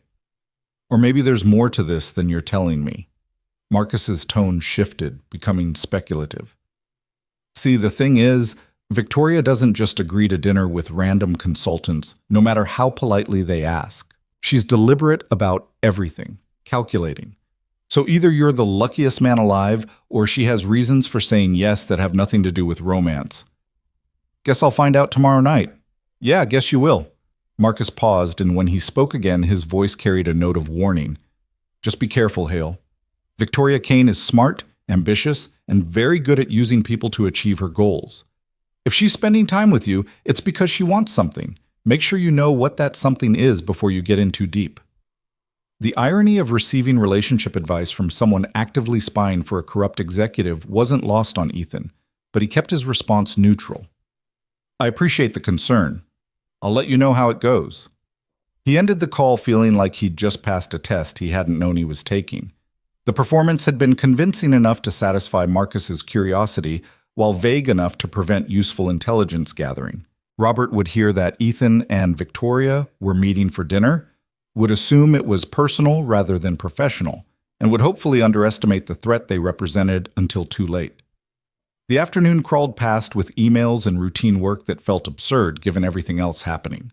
Ethan reviewed project timelines, approved contractor invoices, responded to questions from site supervisors, all while thinking about the evidence sitting in his locked desk drawer that could destroy a senior vice president's career, or end his own, depending on how the next 48 hours played out. At 6:30, he packed his laptop and the documentation he'd prepared for Victoria, then drove to the grind through traffic that seemed heavier than usual. The coffee shop was crowded with the after-work crowd, people seeking caffeine or connection or brief respite from corporate existence. Ethan found their corner table unoccupied and claimed it with the territorial certainty of someone who'd come to think of this space as neutral ground in a war most people didn't know was being fought. Victoria arrived at 7 exactly, wearing business casual that suggested she'd come straight from the office. She ordered her usual black coffee, settled into the chair across from Ethan, and for a moment they just looked at each other with the shared understanding of people about to commit to something irreversible. I talked to Marcus, Ethan said. Told him I asked you to dinner. You said yes, we're meeting tomorrow night. He's definitely reporting to Robert. Good. That should keep them focused on the wrong thing. Victoria pulled out her tablet, opening files with practiced efficiency. Show me what you found at Harbor Point. They spent the next hour reviewing Ethan's documentation, Victoria making notes and asking questions that revealed her understanding of both technical specifications and legal implications. The evidence was damning: concrete that didn't meet density requirements, rebar placement that violated code, work timelines that made no mathematical sense. Combined with Victoria's financial analysis showing payment discrepancies across multiple projects, it painted a picture of systematic fraud that had been operating for at least 18 months. This is enough, Victoria said finally. Not enough to guarantee conviction in criminal court, but enough to force the board to conduct a formal investigation. Once that starts, Robert's ability to destroy evidence or manipulate documentation becomes severely limited. When are you presenting it? Tomorrow afternoon. I've scheduled a meeting with the CEO and the board chairman under the pretext of discussing strategic development priorities. I'll use the first 10 minutes to present our findings, then let them decide whether they want to risk the liability of ignoring credible evidence of fraud. Ethan heard the steel underneath her calm delivery and understood she'd done this before, had walked into rooms full of powerful men and demanded they take her seriously despite every incentive to dismiss her concerns. You don't sound nervous. I'm terrified, Victoria said simply. But I learned a long time ago that showing fear in corporate environments is the fastest way to lose credibility. So I'm terrified quietly, in private, where it can't be used against me. The admission carried a vulnerability Ethan hadn't expected, a crack in the professional armor that revealed the human being underneath. For what it's worth, I think you're probably the bravest person I've ever met. Most people wouldn't risk their career to expose fraud. They'd tell themselves it's not their responsibility, or that someone else will deal with it, or that the system will eventually correct itself. The system doesn't correct itself, Victoria said. The system protects itself, which means protecting the people who benefit from its dysfunction. Change only happens when someone refuses to accept corruption as the cost of doing business. She met his eyes. The question is whether we have enough courage to be those people when it costs us everything we've built. I think we're about to find out. They sat in silence for a moment, the weight of tomorrow's meeting settling over them. Around them, the coffee shop buzzed with ordinary conversation. People discussing weekend plans and office politics and all the small dramas that filled lives lived within acceptable boundaries. Ethan wondered what they'd think if they knew two people in the corner table were planning to blow up a multi-million-dollar fraud scheme that would make headlines and end careers and potentially send a senior executive to prison. Can I ask you something? Victoria said, her tone shifting from strategic to genuinely curious. Why did you really accept Marcus's dare? I know what you told him about asking me to dinner, but what was the actual reason you picked up that envelope instead of walking away? Ethan considered deflecting, maintaining the professional distance that had served him for 7 years. Then he remembered Victoria's comment about needing honesty, even when it was uncomfortable, and chose truth over safety. I picked it up because Marcus wanted me to refuse it. I saw it in his expression. He was expecting me to decline, and he had responses prepared for that outcome, which meant the dare itself was secondary to my reaction to it. So I picked it up to see what trap I was walking into. And once you read it? Once you knew they wanted you to ask me out? I thought it was stupid and insulting, reducing a respected executive to a bet for entertainment. I thought about reporting it to HR and watching the whole thing blow up in their faces. Ethan paused, remembering the anger he'd felt.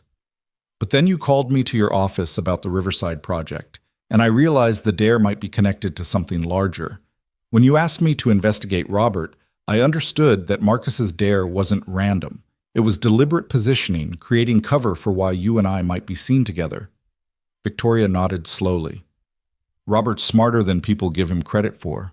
He recognized that I might try to recruit allies to investigate his activities, so he created plausible alternative explanations for any partnerships I might form. If you and I are seen having coffee or meeting outside the office, it's not about fraud investigation. It's just a consultant pursuing a ridiculous dare. Which is why you want me to actually take you to dinner tomorrow. Make it real enough that the cover story holds. Yes, and also because... Victoria hesitated, choosing words carefully. Also because in the middle of fighting corporate corruption and risking our careers, it might be nice to have one evening that's actually what it appears to be. Dinner between two people who've chosen to trust each other despite every reason not to. The suggestion hung between them, complicated and genuine, an acknowledgement that somewhere in the strategic deception and fraud investigation, something real had developed. Not romance necessarily, though Ethan couldn't deny the attraction he felt toward someone who fought with such integrity. But connection, certainly. Partnership built on shared values and mutual respect and willingness to sacrifice for principles that mattered.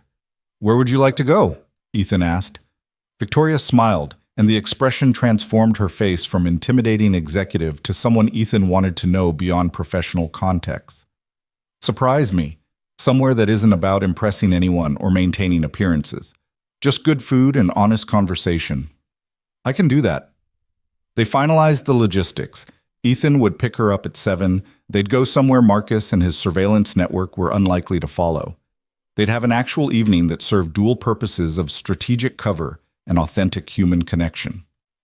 When Victoria left, Ethan sat alone in the grind for another hour, drinking coffee that had gone cold and thinking about the next day's meeting that would either vindicate their investigation or destroy their careers. His phone buzzed at 9 p.m. Victoria, texting from what he assumed was home based on the casual tone. Thank you for agreeing to this. Both the investigation and the dinner. I know it's complicated and potentially disastrous, but I'd rather fail trying to do the right thing with someone I trust than succeed by compromising with someone I don't. Ethan read the message 3 times, hearing all the things Victoria couldn't say directly. That she'd been fighting alone for a long time. That having an ally mattered more than she'd expected. That whatever happened tomorrow, she was glad he'd chosen to stand beside her.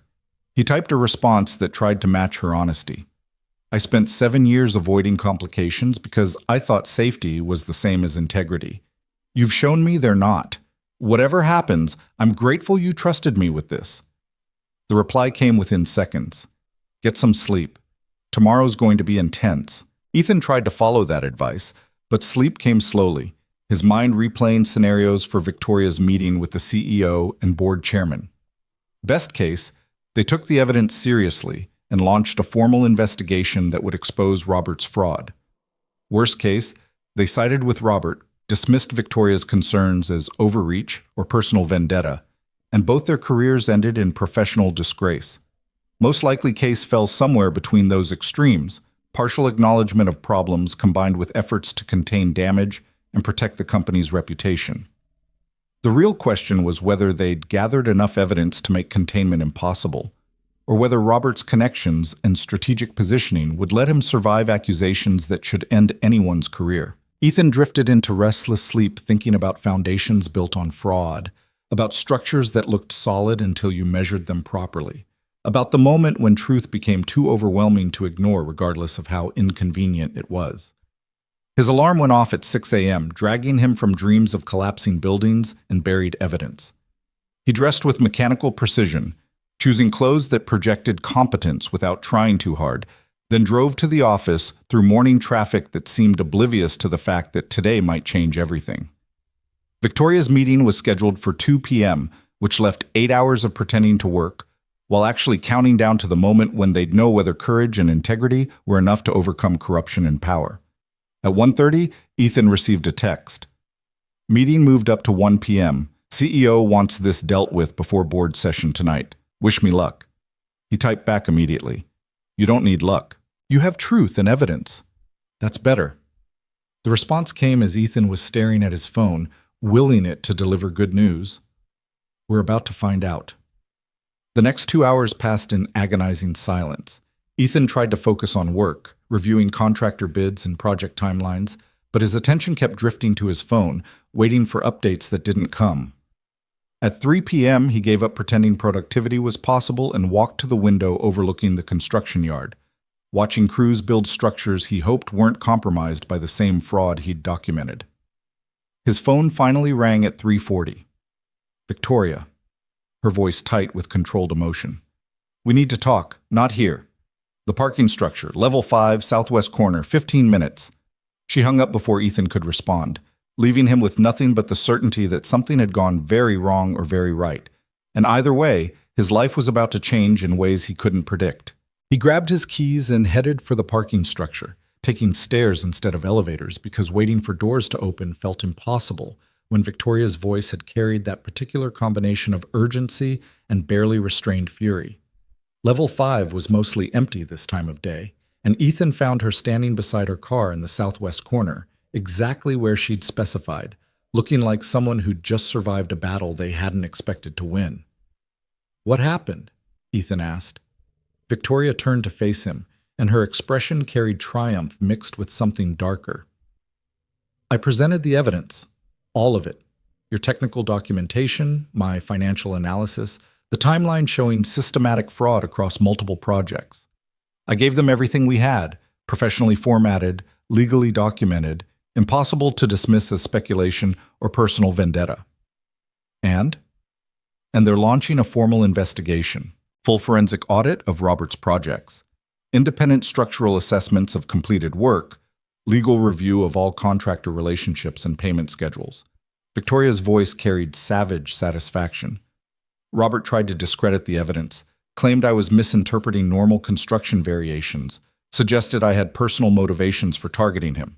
But I documented everything so thoroughly that his explanations sounded like exactly what they were.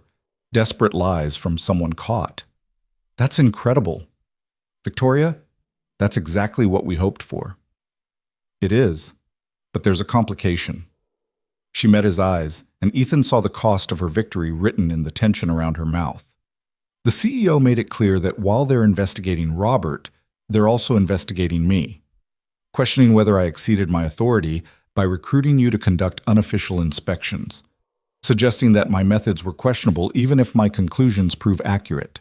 That's insane. You were trying to expose fraud. I was trying to expose fraud by using tactics that bent corporate protocols and potentially compromised professional boundaries. And now I'm being held to the same standard I demanded they apply to Robert. Absolute adherence to policy, regardless of motivation. Victoria's laugh was bitter. It's actually brilliant strategy. They get to investigate the fraud I exposed while also investigating me for exposing it, which means, whatever happens, they maintain control of the narrative. Ethan understood the trap immediately. If the investigation proved Robert's fraud, the company could claim credit for taking decisive action while also punishing Victoria for the methods she'd used to discover it. If the investigation somehow exonerated Robert, they could blame Victoria for creating unnecessary controversy through overzealous interpretation of evidence. Either way, her career at this company was effectively over.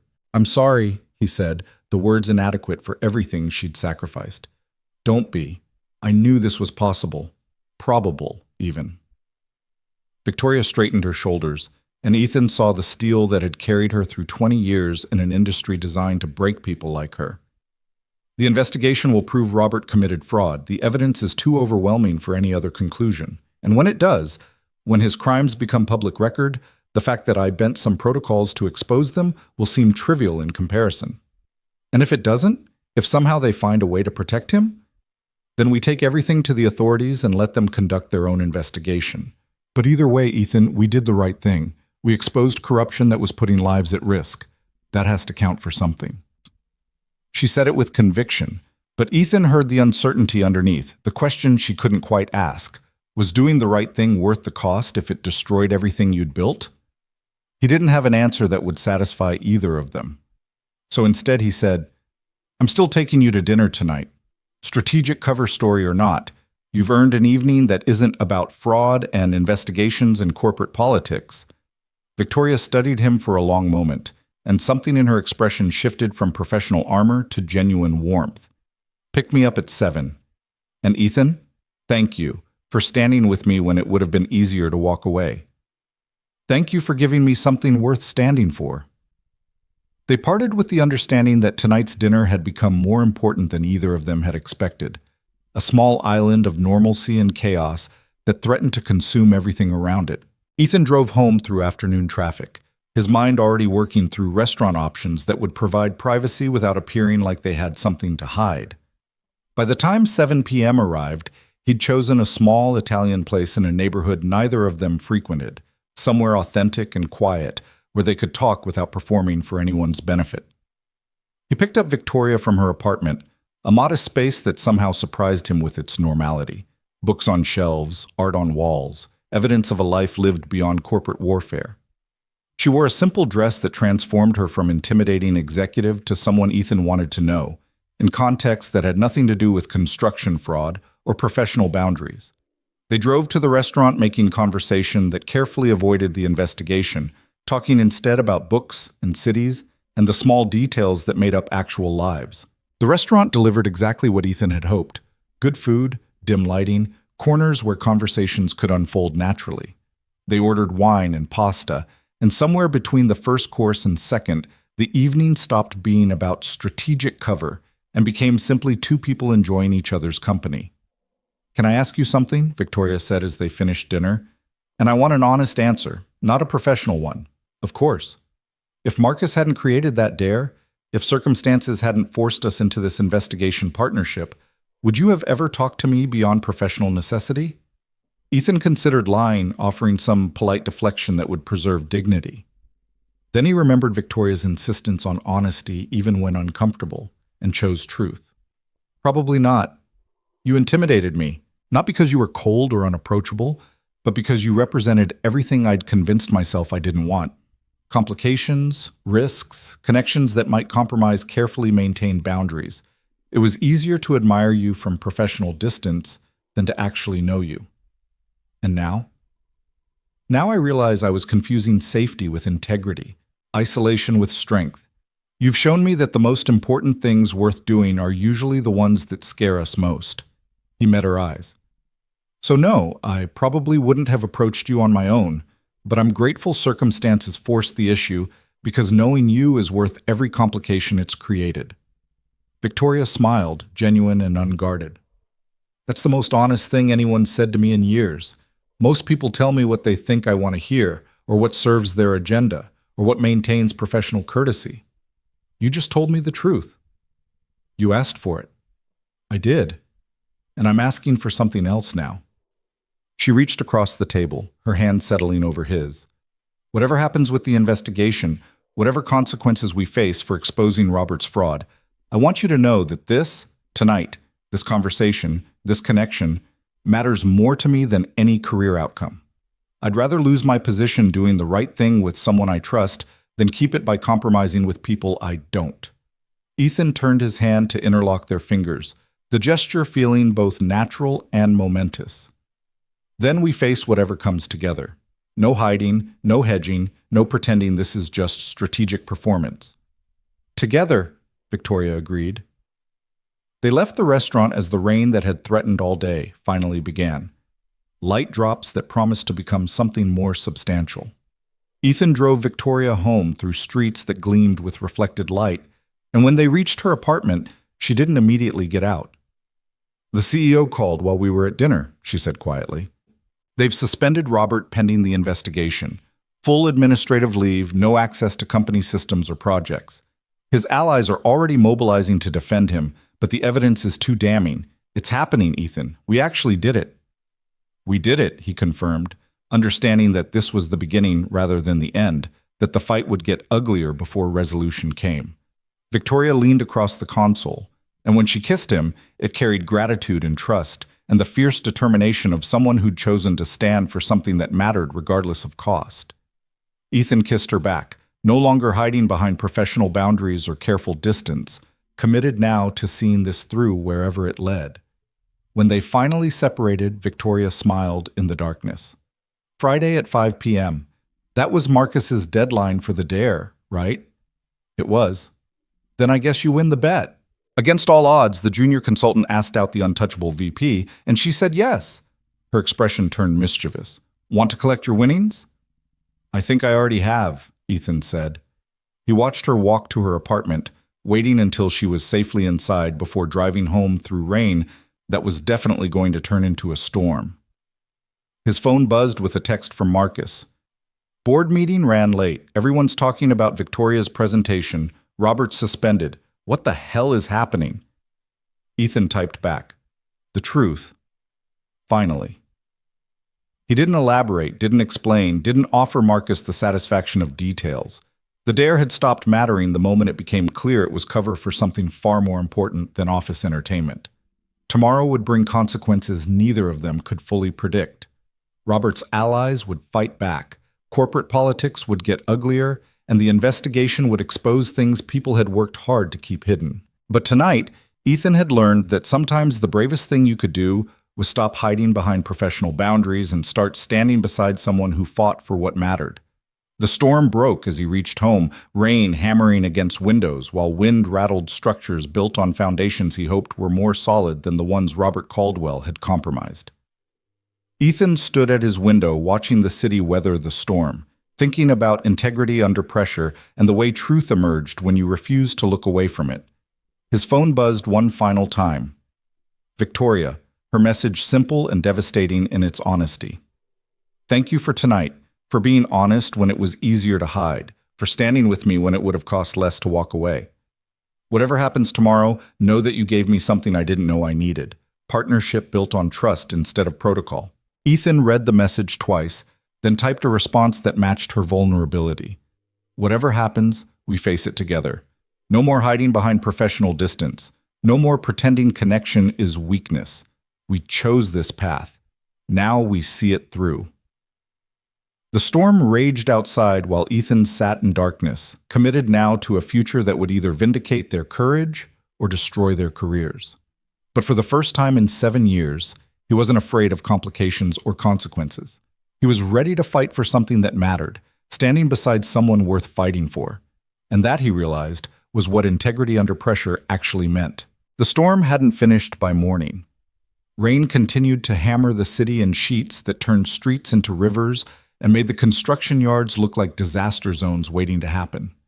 Ethan arrived at the office before 7, expecting the fallout from Victoria's presentation to have generated overnight chaos that would require immediate damage control.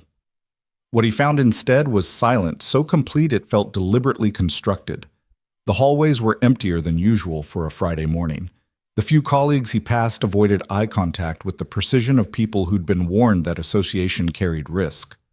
Marcus's desk sat unoccupied, coffee mug cold, computer dark.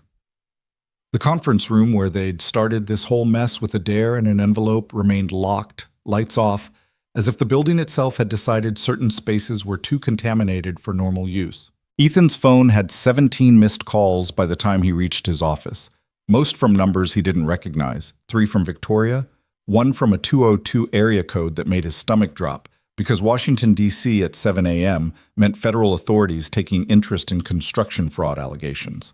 He called Victoria first, needing to hear her voice before dealing with whatever legal complications were about to consume his day. She answered on the first ring, her voice carrying the brittle edge of someone who hadn't slept. "Where are you?" "My office. Where are you?" "Home. They've asked me not to come in until the investigation team has finished their initial review. Corporate speak for, we're deciding whether to fire you immediately or wait until we've extracted everything useful first." Victoria's laugh held no humor. The forensic auditors arrived at 6 a.m. They've locked down Robert's office, seized his computers, and started interviewing everyone who worked on the projects we flagged. It's happening faster than I expected. That's good, right? Fast investigation means they're taking it seriously. Fast investigation means they want it contained before it becomes public. The board meeting last night apparently went badly for Robert. 3 members called for his immediate termination, 2 wanted to wait for investigation results. 1 suggested we were overreacting to normal construction variations. But the consensus was that, whether he's guilty or not, the optics of a VP suspended for fraud allegations are terrible for the company. Ethan heard what she wasn't saying directly. The company cared more about managing perception than pursuing truth, which meant their investigation would focus as much on controlling narrative as determining facts. "Have the auditors contacted you yet?" "Twice. Once to confirm the documentation I submitted was accurate and complete. Once to ask pointed questions about why I recruited you specifically to conduct inspections rather than using official channels." Victoria paused, and Ethan heard papers rustling. "They're building a timeline of our investigation. Every meeting, every conversation, every decision to circumvent normal protocols. They want to know if we followed proper procedures or if we let personal motivations compromise professional judgment." Personal motivations meaning the fact that we're, what exactly? Dating? Partners? Collaborating on fraud exposure while also having dinner together? All of the above, apparently. Someone leaked information about your dare to ask me out. The auditors have a copy of the original envelope, witness statements from Marcus and his gambling pool, documentation of every time we met outside the office. Victoria's voice went flat. "They're building a case that our investigation was compromised by romantic involvement that clouded professional judgment. Classic character assassination. Admit fraud might exist, but question the credibility of people who exposed it." Ethan felt rage building in his chest, the kind that came from watching injustice disguise itself as due process. That's insane. The evidence stands regardless of our relationship status. Robert either committed fraud or he didn't, and the technical documentation proves he did. You're thinking like an engineer. Think like a lawyer. If they can establish that our judgment was compromised, they can argue the investigation was flawed from inception, which means they can settle quietly with Robert, avoid regulatory scrutiny, and make this whole thing disappear while blaming us for creating unnecessary drama through unprofessional conduct. So what do? We stick to the truth. Yes, we developed a personal relationship during the investigation. No, that relationship didn't compromise our professional judgment or the accuracy of our findings. The evidence speaks for itself. Concrete that doesn't meet specifications, timelines that don't make mathematical sense, financial discrepancies that reveal systematic fraud. Victoria's voice hardened. And if they try to bury this because it's inconvenient, we go public. Media, regulatory authorities, anyone who will listen to a story about corporate fraud and the company that tried to cover it up. That would destroy your career permanently. My career is already destroyed. The question is whether I take down a corrupt system with me or let it survive to victimize the next person who tries to do the right thing. She exhaled slowly. I'm meeting with the auditors again at 10. They want to walk through my entire relationship with you from first contact to yesterday's presentation. Every detail, every conversation, every decision we made. Should I be there? They're interviewing us separately, standard procedure to check for inconsistencies in our stories. Which means we need to be absolutely truthful about everything, because if they catch us in a lie, even a small one, they'll use it to discredit the entire investigation. Ethan thought about the careful performance they'd conducted for Marcus and Robert's benefit, the strategic ambiguity about whether their relationship was professional or personal, the deliberate blurring of boundaries to maintain cover for their investigation. Victoria, we did lie. Maybe not about the evidence or the technical findings, but about our motivations, our relationship, what we were really doing when we met outside the office. We adapted to a hostile environment where telling the complete truth would have compromised our ability to gather evidence. That's different from fabricating findings or manipulating data. Victoria paused. Look, I know this is complicated. I know we're going to face questions that don't have clean answers, but the foundation of everything we did was solid. We documented real fraud using legitimate methods. Everything else is just context. A knock on Ethan's office door interrupted before he could respond. He turned to find two people he didn't recognize standing in his doorway. A woman in her 40s carrying a briefcase that screamed legal authority, and a man slightly younger with the careful neutrality of someone trained to reveal nothing through expression. Mr. Hale? I'm Jennifer Walsh, and this is David Chen. We're with the forensic audit team investigating the allegations Ms. Kane presented to the board. We need to speak with you about your role in the investigation. Jennifer's voice was professionally pleasant in the way that suggested cooperating was optional only in the most technical sense. I need to go, Ethan said to Victoria. The auditors just arrived. Remember, complete honesty about everything that matters. Don't volunteer information they don't ask for, but don't lie about anything that affects the validity of our findings. Victoria's voice softened slightly. And Ethan, thank you for everything. She disconnected before he could respond, leaving him facing two auditors who were already evaluating him with the clinical detachment of people trained to spot deception in breathing patterns and word choice. Of course, Ethan said to Jennifer. Would you like to use the conference room? Your office is fine. We prefer informal settings for initial conversations. People tend to be more forthcoming when they're comfortable. Jennifer settled into one of his visitor chairs while David positioned himself by the window, tablet ready to record whatever was about to unfold. Let's start with a simple question. When did you first become aware of potential fraud in the Riverside project? The interrogation lasted 3 hours. Jennifer asked questions with surgical precision, building a timeline of Ethan's investigation from his first inspection report through yesterday's presentation. She wanted dates, times, specific conversations, every decision he'd made about where to look and what to document. David took notes with the mechanical efficiency of someone capturing evidence for eventual legal proceedings, occasionally interjecting clarifying questions that suggested he understood construction specifications well enough to evaluate Ethan's technical conclusions. Ethan stuck to facts, describing his inspection methodology, the discrepancies he'd found, the documentation he'd provided to Victoria. When Jennifer asked about his relationship with Victoria, he was honest. They'd developed trust and respect through working together. That trust had evolved into something personal, but neither the trust nor the personal connection had compromised the technical accuracy of his findings. Let's talk about the dare, Jennifer said, producing a photocopy of the envelope Marcus had slid across the conference table a week ago. Marcus Chen states that you accepted a challenge to ask Ms. Kane on a romantic date, with money riding on the outcome. Is that accurate? The dare existed, yes.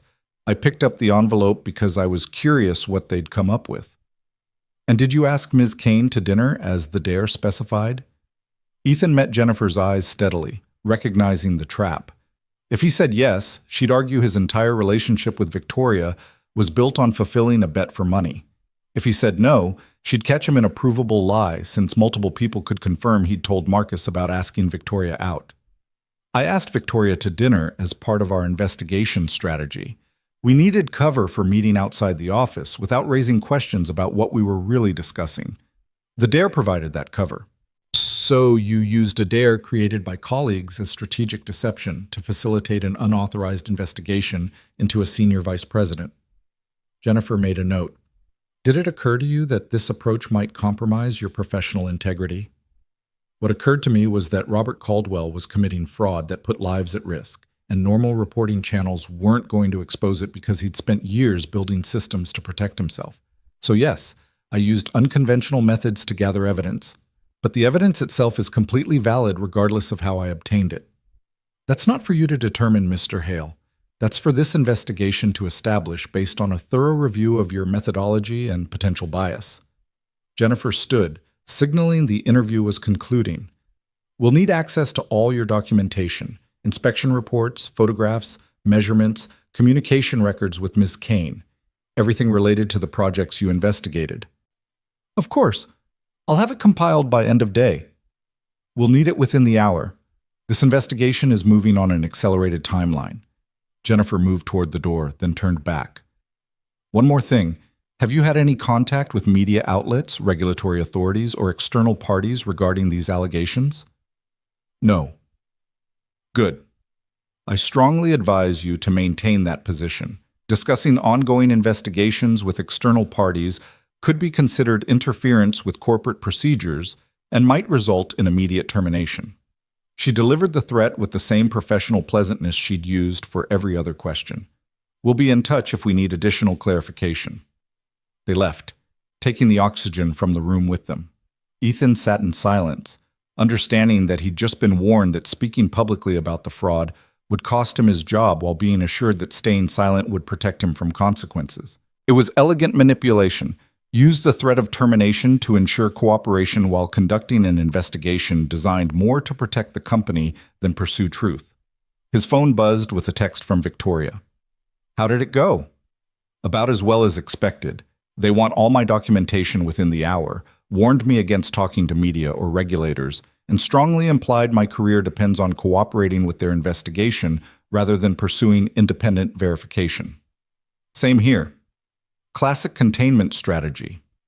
They'll review our evidence, admit some problems existed, implement corrective measures, and quietly settle with Robert to avoid criminal charges or regulatory scrutiny.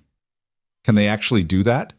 Just make this disappear despite overwhelming evidence of fraud? They can if we let them. The question is whether we're willing to accept that outcome or whether we're prepared to force the issue by taking this public. Ethan stared at Victoria's message, understanding the choice she was presenting. They could cooperate with the investigation, accept whatever sanitized conclusions the auditors produced, and probably keep their jobs in some diminished capacity.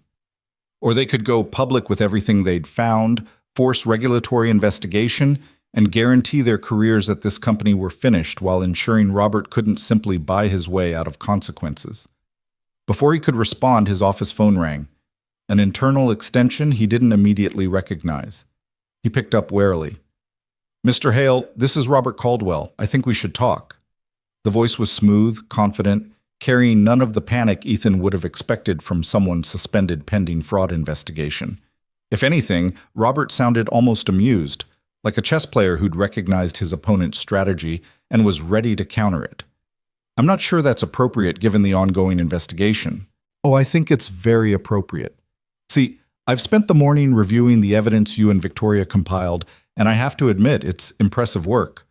Thorough documentation, solid technical analysis, compelling financial discrepancies.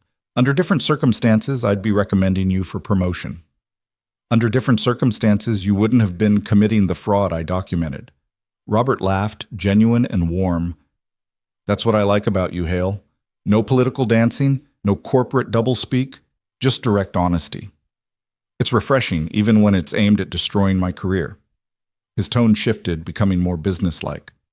Here's the situation. The board is going to complete their investigation, find that some irregularities occurred under my oversight, implement new quality control procedures, and quietly ask me to resign with a generous severance package.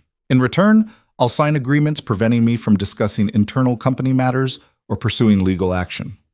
And you're telling me this because I want you to understand that this ends one way regardless of what you and Victoria do next. I walk away wealthy and connected enough to land somewhere else within 6 months. The company avoids regulatory scrutiny and criminal liability, and you two get to feel morally superior while watching your careers stall because nobody trusts employees who investigate their supervisors. Ethan felt his hands tighten on the phone. You're offering me something in exchange for backing down. I'm offering you reality. You exposed fraud, congratulations. You showed integrity and courage and all those other qualities people claim to value right up until they become inconvenient. But the system you're fighting is bigger than both of us, and it protects itself by making examples of people who challenge it too effectively. Robert paused. So here's what I'm offering. Walk away now, accept that you did your duty by reporting what you found, and I'll make sure the board knows you were a valuable asset who deserves advancement rather than punishment. Keep pushing, and I'll ensure your career here ends not with principled termination, but with quiet destruction, reassignments to projects nobody wants. performance reviews that suddenly find you lacking, opportunities that mysteriously evaporate. You can't do that while suspended. I have 15 years of relationships in this company and this industry. I can do more suspended than you can do with full authority, because I understand how power actually works. Robert's voice carried absolute certainty. Think about it, Hale. You've already won. Fraud exposed, corrupt executive removed, justice theoretically served. Don't destroy yourself by demanding punishment that the system isn't designed to deliver. The line went dead, leaving Ethan staring at his phone and feeling the trap closing around him. Robert was right about one thing. The system was designed to protect itself, which meant protecting the people who made it profitable even when they cut corners or broke laws. Fighting that system required willingness to sacrifice everything, and Ethan wasn't sure anymore whether his courage extended that far. He texted Victoria. Robert called. He's offering to smooth my career path if I back down from pushing for criminal charges, threatening destruction if I keep fighting. The response came within seconds. He called me too with the same offer. Classic pressure strategy. Make us think the fight is already lost, so we'll accept compromise instead of demanding accountability. Is it lost? Be honest with me, Victoria. Can we actually win this, or are we just deciding how much to lose? The pause before her response felt weighted with everything they'd risked, everything they stood to lose, everything that had seemed worth fighting for a day ago. When her message finally arrived, it carried the stark clarity of someone who'd already made her choice. Meet me at the grind in an hour. We need to decide together what we're willing to sacrifice and what we're not willing to accept. This is too important to decide alone. Ethan spent the next hour compiling his documentation for the auditors while his mind worked through scenarios that all ended badly in different ways. Cooperate with the investigation, accept sanitized conclusions. Keep his job, but lose his integrity. Fight publicly, force regulatory scrutiny, lose his job, but maintain principles. Find some middle path that preserved both career and conscience, though he couldn't imagine what that path would look like given the binary choice Robert had presented. The rain had softened to drizzle by the time he reached the grind, though the sky remained gray and threatening. Victoria was already there, sitting at their corner table with 2 untouched coffees going cold. She looked exhausted in ways that went beyond missed sleep, like someone who'd been fighting too long against opposition too entrenched to overcome through individual effort. Tell me honestly, Ethan said as he sat down. Can we actually win this? Victoria studied him for a long moment before responding. Define winning. If winning means Robert goes to prison and the company faces criminal charges for systematic fraud, probably not. The board will settle, implement reforms, make this disappear through legal mechanisms designed specifically for that purpose. But if winning means the fraud gets exposed publicly, regulatory authorities investigate even if the company tries to prevent it, and future executives think twice before cutting corners because they've seen the consequences, then yes, we can win that. At what cost? Our careers at this company, certainly. Probably our reputations in this industry for however long Robert's allies decide to make us toxic. Years of rebuilding professional credibility while watching him land somewhere else and continue doing exactly what we tried to stop. Victoria wrapped her hands around her coffee cup without drinking. I won't lie to you, Ethan. This is going to hurt. It's going to cost us more than feels fair given that we did the right thing. But the alternative is accepting that corruption wins because fighting it costs too much. Ethan thought about the buildings constructed on fraudulent foundations, about the people who would eventually occupy spaces built with compromised structural integrity. He thought about Robert's offer, about the pragmatic calculation that said one man's career wasn't worth destroying your own future. And he thought about Victoria, who'd risked everything to expose fraud because some things mattered more than career advancement. I'm not walking away, he said. Robert's wrong about the system being unchangeable. Systems only stay corrupt when people accept corruption as the price of participation. We can change that, even if it costs us everything. Victoria's expression shifted from exhaustion to something that might have been hope. You're certain? Because once we go public, once we contact regulatory authorities and media outlets, there's no walking back. We'll be committed to seeing this through regardless of consequences. I'm certain. Ethan reached across the table, taking her hand. You asked me last night if I would have approached you without Marcus's dare forcing the issue. The honest answer was no. But I'm approaching this fight with absolute clarity and no external pressure. I choose this. I choose standing beside you against a system that needs to change, and I choose accepting whatever consequences come from that choice. For the first time since the investigation began, Victoria's professional armor cracked completely, revealing vulnerabilities she'd kept carefully hidden. I've been fighting alone for so long. 20 years of proving I belonged, of being better than everyone who doubted me, of maintaining boundaries so rigid that nobody could use my humanity against me. I didn't expect to find someone willing to stand with me when it actually mattered. You're not alone anymore. Whatever happens next, we face it together. They sat in silence for a moment, holding hands across a coffee shop table while making decisions that would alter the trajectory of their lives. Around them, ordinary people lived ordinary days, discussing ordinary problems that didn't involve exposing corporate fraud or sacrificing careers for principles. Ethan wondered what they'd think if they knew two people in the corner were about to declare war on a system designed to crush exactly that kind of resistance. "So, what's our move?" he asked finally.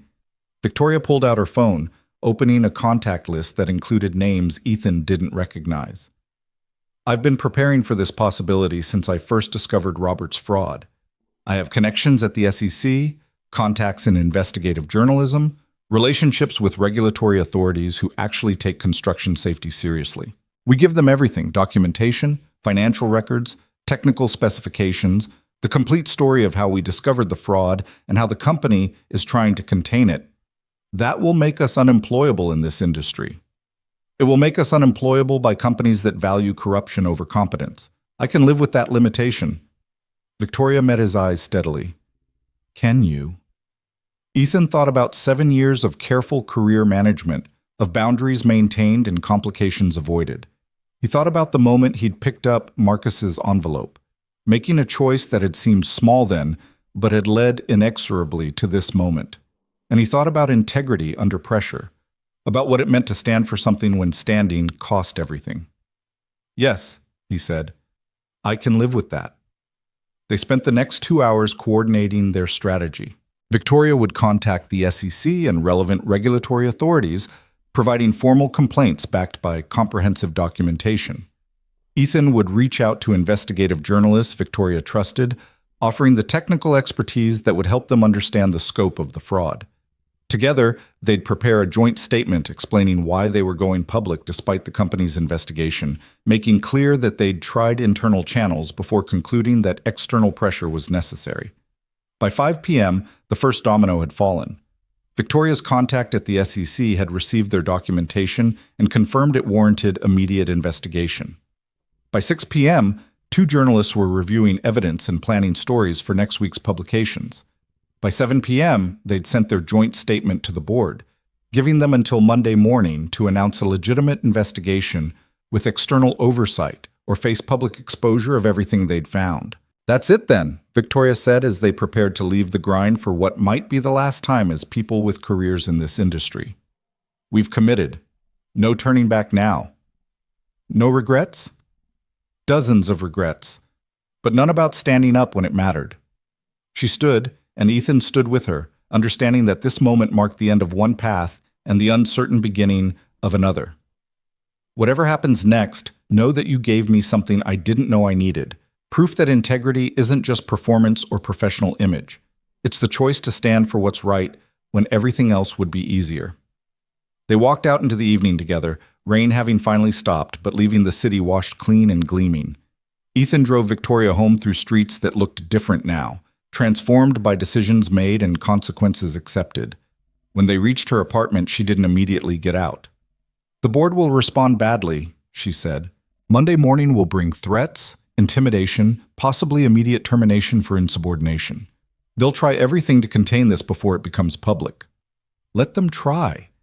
We've already given the story to people they can't intimidate or buy off. Robert will fight back too. He has resources and connections we can't match. This won't be clean or quick. Nothing worth doing ever is." Ethan took her hand, the gesture carrying commitment beyond professional partnership. "We chose this knowing the cost. Now we pay it without complaining." Victoria leaned across, and when she kissed him, it carried gratitude and trust, and the fierce determination of someone who'd found an ally for battles she'd expected to fight alone. When they separated, her expression held something close to peace, despite the chaos they'd deliberately created. "Thank you," she said simply, "for standing with me when walking away would have been safer. Thank you for showing me that safety isn't the same as strength, that sometimes the bravest thing you can do is refuse to accept corruption as normal." Ethan watched her walk to her apartment, then drove home through a city that would look very different by Monday morning when their story became public. His phone was already buzzing with messages he didn't want to read. Marcus demanding explanations, colleagues asking if rumors about his involvement in Victoria's investigation were true, HR requesting his presence for a meeting first thing Monday morning. He ignored them all, choosing instead to text Victoria one final message before everything changed irrevocably. "Whatever comes next, I don't regret any of it. You were worth the risk."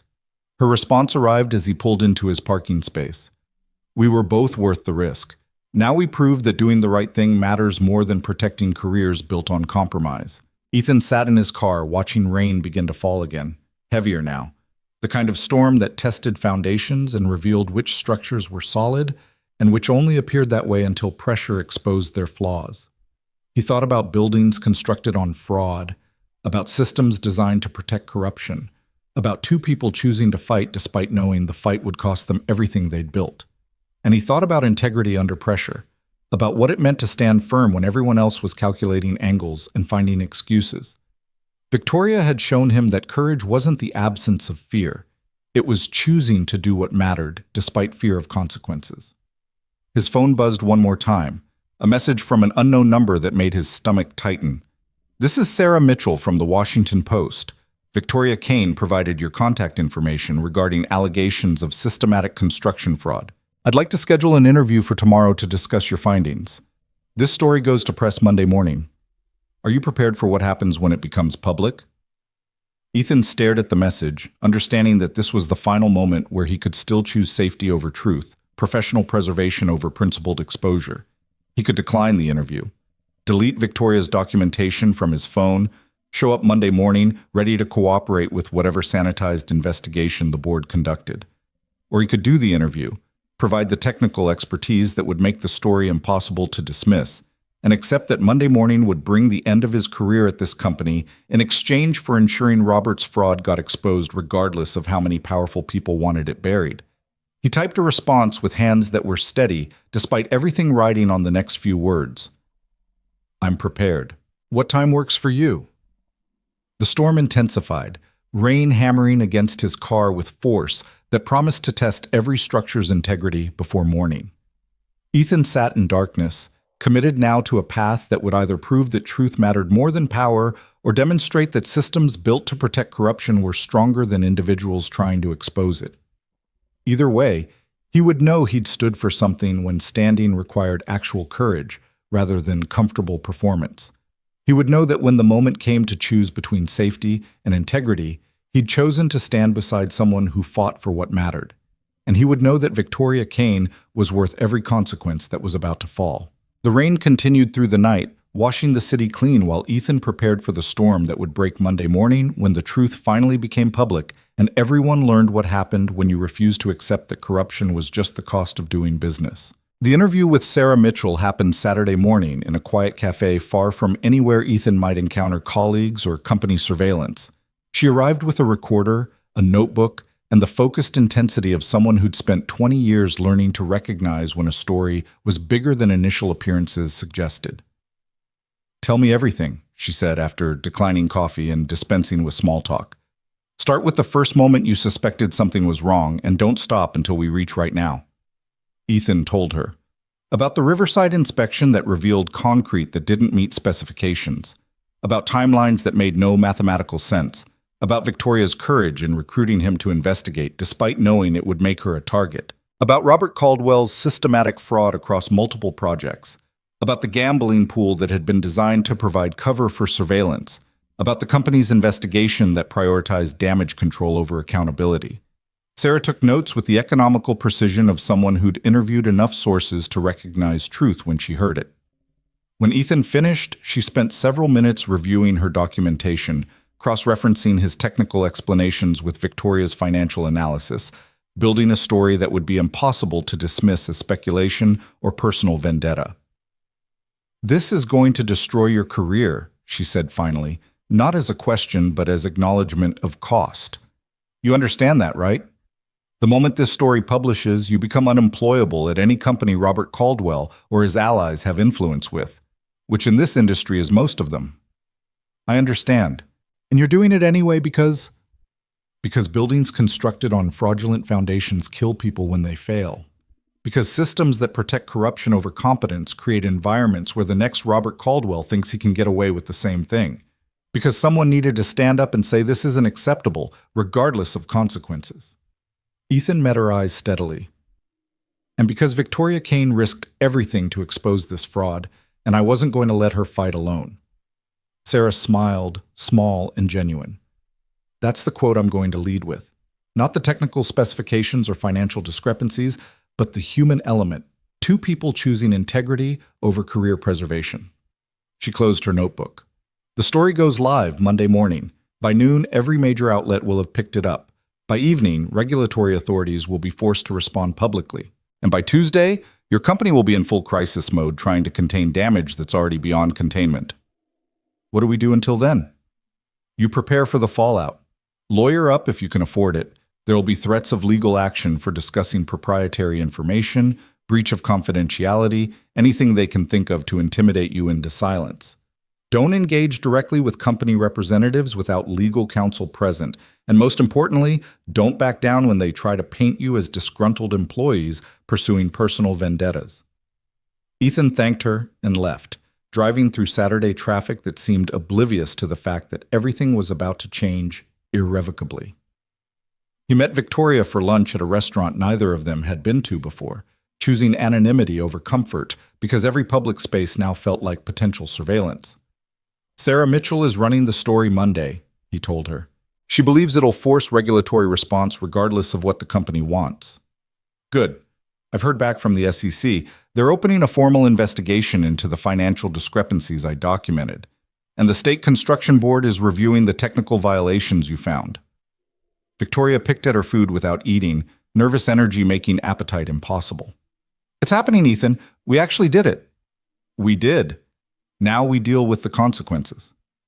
They spent the afternoon with a lawyer Victoria had retained, a woman named Patricia Chen, who specialized in whistleblower protection and corporate fraud cases.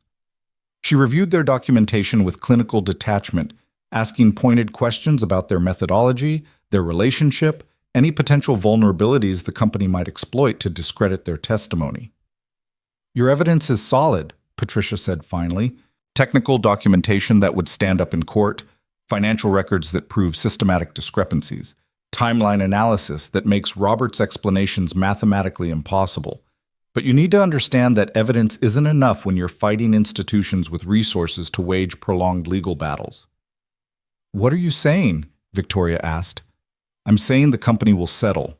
They'll admit some irregularities occurred, implement corrective measures, quietly ask Robert to resign with a severance package that buys his silence.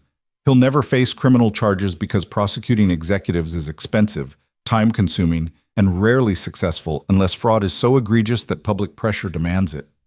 Patricia leaned forward. "But that doesn't mean you lost. You exposed fraud that would have continued indefinitely.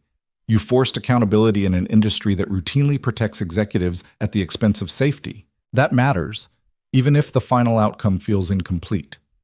"And our careers?" Ethan asked. "Finished at any company that values political connections over competence. But there are organizations that specifically seek people with your integrity. Regulatory agencies, watchdog groups, companies that build their reputation on refusing to cut corners. You'll land somewhere, though probably not at the salary or position you'd have reached staying silent." Patricia's expression softened slightly. "The question is whether you can live with that trade-off. Career advancement in exchange for knowing you stood up when it mattered."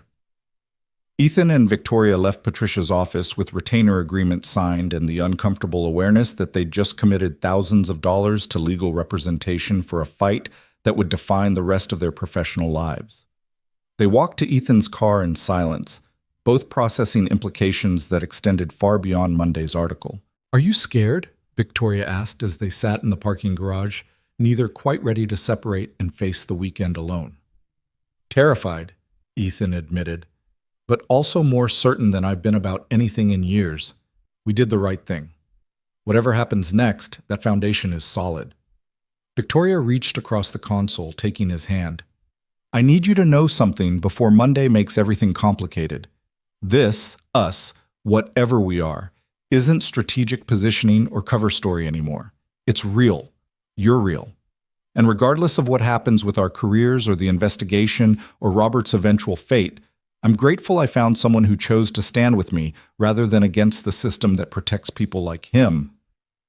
Ethan pulled her closer, kissing her with the desperate intensity of someone who'd learned that authentic connection mattered more than professional advancement or carefully maintained boundaries. When they separated, he saw his own uncertainty reflected in her expression, fear of what Monday would bring, balanced against certainty that they'd made the only choice their integrity allowed. "Whatever happens, we face it together," he said. "No more fighting alone. No more pretending connection is weakness." "Together," Victoria agreed. They spent Saturday night at Ethan's apartment, ordering takeout and reviewing documentation one final time, ensuring nothing had been overlooked that could undermine their credibility when the story broke. Sunday brought a different kind of preparation, quiet hours spent not discussing the investigation but simply being together, building the kind of partnership that would need to survive whatever professional destruction Monday morning delivered. Victoria's phone rang at 11 p.m. Sunday night. The CEO calling her personal number rather than going through official channels, which meant this was either final warning or genuine attempt at resolution. She put it on speaker so Ethan could hear. "Ms. Kane, I want to make one final attempt to resolve this situation before it becomes public." The CEO's voice carried controlled urgency. "I've reviewed the evidence you and Mr. Hale compiled. I agree that serious irregularities occurred under Robert Caldwell's supervision. I'm prepared to announce his immediate termination Monday morning, full external audit of all projects he oversaw, and implementation of quality control measures that will prevent similar situations in the future." "That's a start," Victoria said carefully. "What else?" "In exchange, I need you to withdraw your complaints to regulatory authorities. Convince Mr. Hale to decline the media interview. I'm told he's scheduled, and agree to present a unified message that the company discovered these issues through internal controls and took immediate corrective action. You want us to lie about how the fraud was discovered and who exposed it. I want us to manage a crisis in a way that protects the company's reputation while still achieving accountability for Robert's misconduct. You get what you wanted: corrupt executive removed, reforms implemented, validation that your concerns were legitimate. The company avoids regulatory scrutiny and media coverage that would devastate our stock price and credibility." The CEO paused. "And you both keep your jobs with promotions that reflect your valuable contribution to improving our quality standards." It was the offer Ethan had been half expecting since Friday, the compromise that would let everyone save face while avoiding the messy public accountability that exposed systemic failures rather than individual misconduct. Victoria looked at him, the question clear in her expression. "Is this enough, or do we keep pushing?" Ethan thought about buildings constructed on fraudulent foundations, about the people who would occupy them trusting that someone had ensured their safety. He thought about the next executive who would look at Robert's quiet resignation and generous severance and decide that fraud was a calculated risk worth taking. And he thought about integrity under pressure, about what it meant to accept partial victory when complete accountability was possible. He shook his head. "We appreciate the offer," Victoria said, her voice steady despite everything riding on the next words. "But we're declining. The story goes public Monday morning as planned. Regulatory authorities will conduct their investigations regardless of internal audits. And Robert Caldwell faces consequences that extend beyond quiet resignation with severance. Ms. Kane, I strongly advise you to reconsider. Going public will damage this company significantly. Stock prices will fall, projects will be delayed, clients will question our competence. You'll be responsible for harm that extends far beyond Robert's misconduct." "No. Robert will be responsible for harm that extends far beyond his misconduct. We're just refusing to help cover it up. Victoria's tone hardened.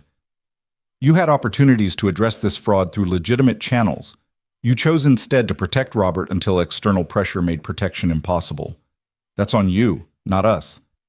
Then you're both terminated effective immediately for breach of confidentiality, insubordination, and conduct detrimental to company interests. Security will retrieve your building access Monday morning. Final paychecks will be mailed within the week. And I'll ensure every company in this industry knows you can't be trusted to handle sensitive matters with appropriate discretion. Do what you need to do, Victoria said. We'll do the same. The line went dead, leaving them sitting in silence, processing the reality of unemployment that would begin within hours. Ethan felt something shift inside him, not regret, but the strange liberation of having nothing left to lose, no remaining leverage the company could use to compromise their integrity. We just got fired, he said. We just got free, Victoria corrected. Free to tell the complete truth without worrying about career consequences that have already happened. Free to ensure Robert faces actual accountability rather than cosmetic discipline. Free to prove that doing the right thing matters more than protecting systems built on corruption. They went to bed that night holding each other like people preparing for battle, drawing strength from connection that had started as strategic necessity and evolved into something that might survive the professional destruction Monday would bring. Ethan woke at 5 a.m. to find Victoria already up, reviewing her phone with the intense focus of someone reading news that would define the day. It's live, she said, turning the screen so he could see. Washington Post ran the story 2 hours early. Systematic construction fraud exposed by whistleblowers at major development firm. They used everything, your technical documentation, my financial analysis, the timeline of the company's attempts to contain rather than investigate. Ethan read through Sarah Mitchell's article, recognizing quotes from his interview woven through explanation of how the fraud operated and why it mattered. The story led with human element rather than technical details, to employees who'd risked their careers to expose corruption that put lives at risk, who'd chosen integrity over advancement, who'd refused to accept that fraud was just the cost of doing business. By 6 a.m., 3 other major outlets had picked up the story. By 7, the company's stock had dropped 12% in pre-market trading. By 8, regulatory authorities were issuing statements about ongoing investigations and commitment to accountability. And by 9, Ethan's phone was ringing with interview requests from journalists who wanted the complete story directly from sources rather than filtered through corporate PR. Victoria's phone rang at 9:30. Patricia Chen, their lawyer, calling with updates that suggested Monday was unfolding exactly as predicted. The SEC has escalated their investigation to include potential criminal charges. The State Construction Board is conducting emergency inspections of all projects Robert Caldwell supervised. And the company just issued a press release admitting irregularities occurred, announcing Robert's immediate termination without severance and promising full cooperation with all regulatory investigations. Patricia's voice carried satisfaction. You did it. You forced accountability that wouldn't have happened through internal channels. What about retaliation? Victoria asked. The CEO threatened to destroy our professional reputations. He can try, but he'll have to do it carefully. You're protected whistleblowers now, which means obvious retaliation could result in additional legal liability. Expect subtle undermining rather than overt attacks. Professional references that damn with faint praise, whisper campaigns about being difficult to work with, strategic exclusion from industry networks. Patricia paused. But you'll also find allies, people who respect what you did, organizations that specifically want employees willing to expose fraud rather than protect it. The industry isn't monolithic. There are companies that build their reputation on integrity rather than political connections. The day progressed with surreal speed, hours blurring together as Ethan and Victoria navigated interview requests, legal consultations, and the strange experience of watching their private investigation become public spectacle. By afternoon, Robert Caldwell's termination had been confirmed.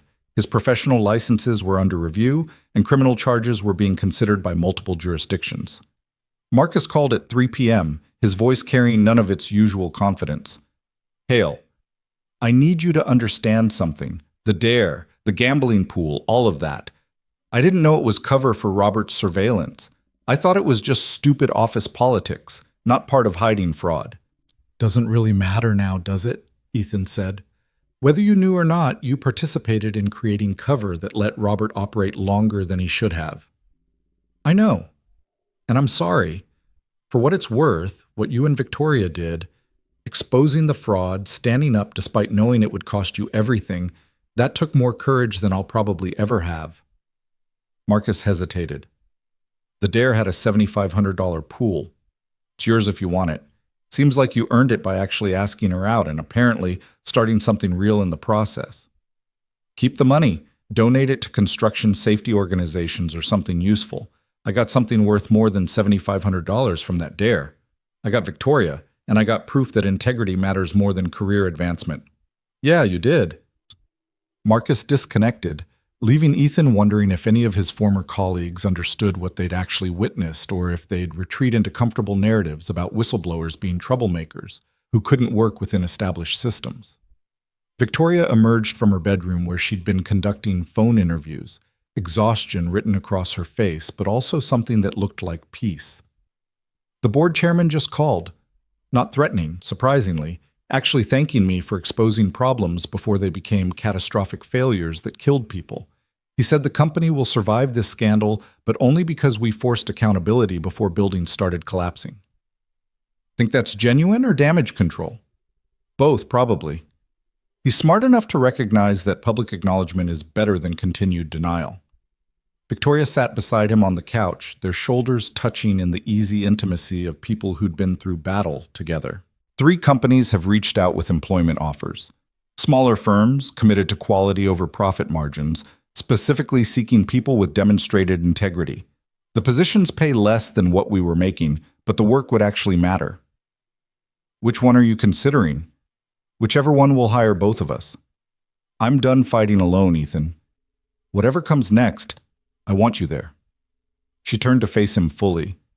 Not because of strategic necessity or professional partnership, but because somewhere in the middle of exposing fraud and risking everything, I fell in love with someone brave enough to stand beside me when everyone else was calculating angles and finding excuses. The admission hung between them, vulnerable and honest, the kind of truth that couldn't be taken back or dismissed as heat-of-the-moment emotion. Ethan felt his own carefully maintained boundaries crumble completely, revealing what he'd been protecting himself from acknowledging until the cost of denial exceeded the risk of honesty. I love you too, he said. I spent 7 years avoiding complications and maintaining professional distance because I thought safety was strength. You showed me that strength is choosing to stand for something when standing costs everything. You're the bravest person I've ever met, and I'm grateful every day that Marcus's stupid dare forced me to actually see you instead of hiding behind corporate protocol. Victoria kissed him, and the gesture carried relief and joy and the fierce certainty of people who'd proven their partnership could survive the worst kind of pressure. When they separated, her smile held the kind of peace that came from knowing you'd made the right choice regardless of cost. So we start over, she said. New jobs, new reputation built on integrity rather than political connections, new life together instead of careful isolation. Together, Ethan agreed. No more hiding, no more pretending connection is weakness, no more accepting corruption as the cost of participation. They spent the evening fielding calls and coordinating responses, united front against attempts to minimize their role in exposing the fraud or paint them as disgruntled employees pursuing vendettas. By the time Tuesday morning arrived, the story had grown beyond anything Ethan had imagined. Congressional representatives were calling for industry-wide investigations. Construction safety advocates were using their case as example of why stronger oversight was necessary, and business schools were already planning case studies about whistleblower ethics and corporate accountability. Robert Caldwell's attorney issued a statement denying all wrongdoing and promising vigorous legal defense, but the evidence was too overwhelming for denial to gain traction. By Wednesday, criminal charges had been filed. By Thursday, other executives who'd benefited from Robert's schemes were being investigated.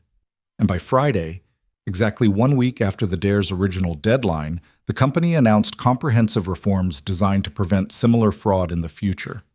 Ethan and Victoria accepted positions at a mid-sized firm that specialized in sustainable construction and had built its reputation on refusing to compromise safety for profit. The pay was 30% less than what they'd been making, The offices were smaller, the projects were less prestigious, but the work was honest, the leadership was committed to integrity, and they'd be working together as equals rather than navigating corporate hierarchy that punished authentic connection. Think we made the right choice? Ethan asked Friday evening as they packed up Victoria's apartment, preparing to move into a place they'd chosen together rather than separately. I think we made the only choice our integrity allowed. Everything else is just calculating consequences. Victoria taped another box closed, then turned to face him. But yes, I think we made the right choice. We exposed fraud that would have continued indefinitely. We forced accountability in an industry that desperately needs it. And we proved that doing the right thing matters more than protecting careers built on compromise. Even though it cost us everything we'd built? Especially because it cost us everything we'd built. That's how you know the choice was real, when you're willing to sacrifice comfort and security and advancement for principles that actually matter. She crossed to where he stood, wrapping her arms around him. Besides, we didn't lose everything. We lost jobs and professional networks and relationships built on political convenience. But we gained something worth more, partnership based on trust and respect and shared values. That's not a bad trade. Ethan held her, understanding that she was right. The career he'd lost had been built on boundaries designed to prevent exactly the kind of connection they'd developed. The professional reputation he'd sacrificed had been built on never challenging systems that protected corruption. Trading those things for authentic partnership and integrity felt less like loss, and more like finally getting his priorities straight.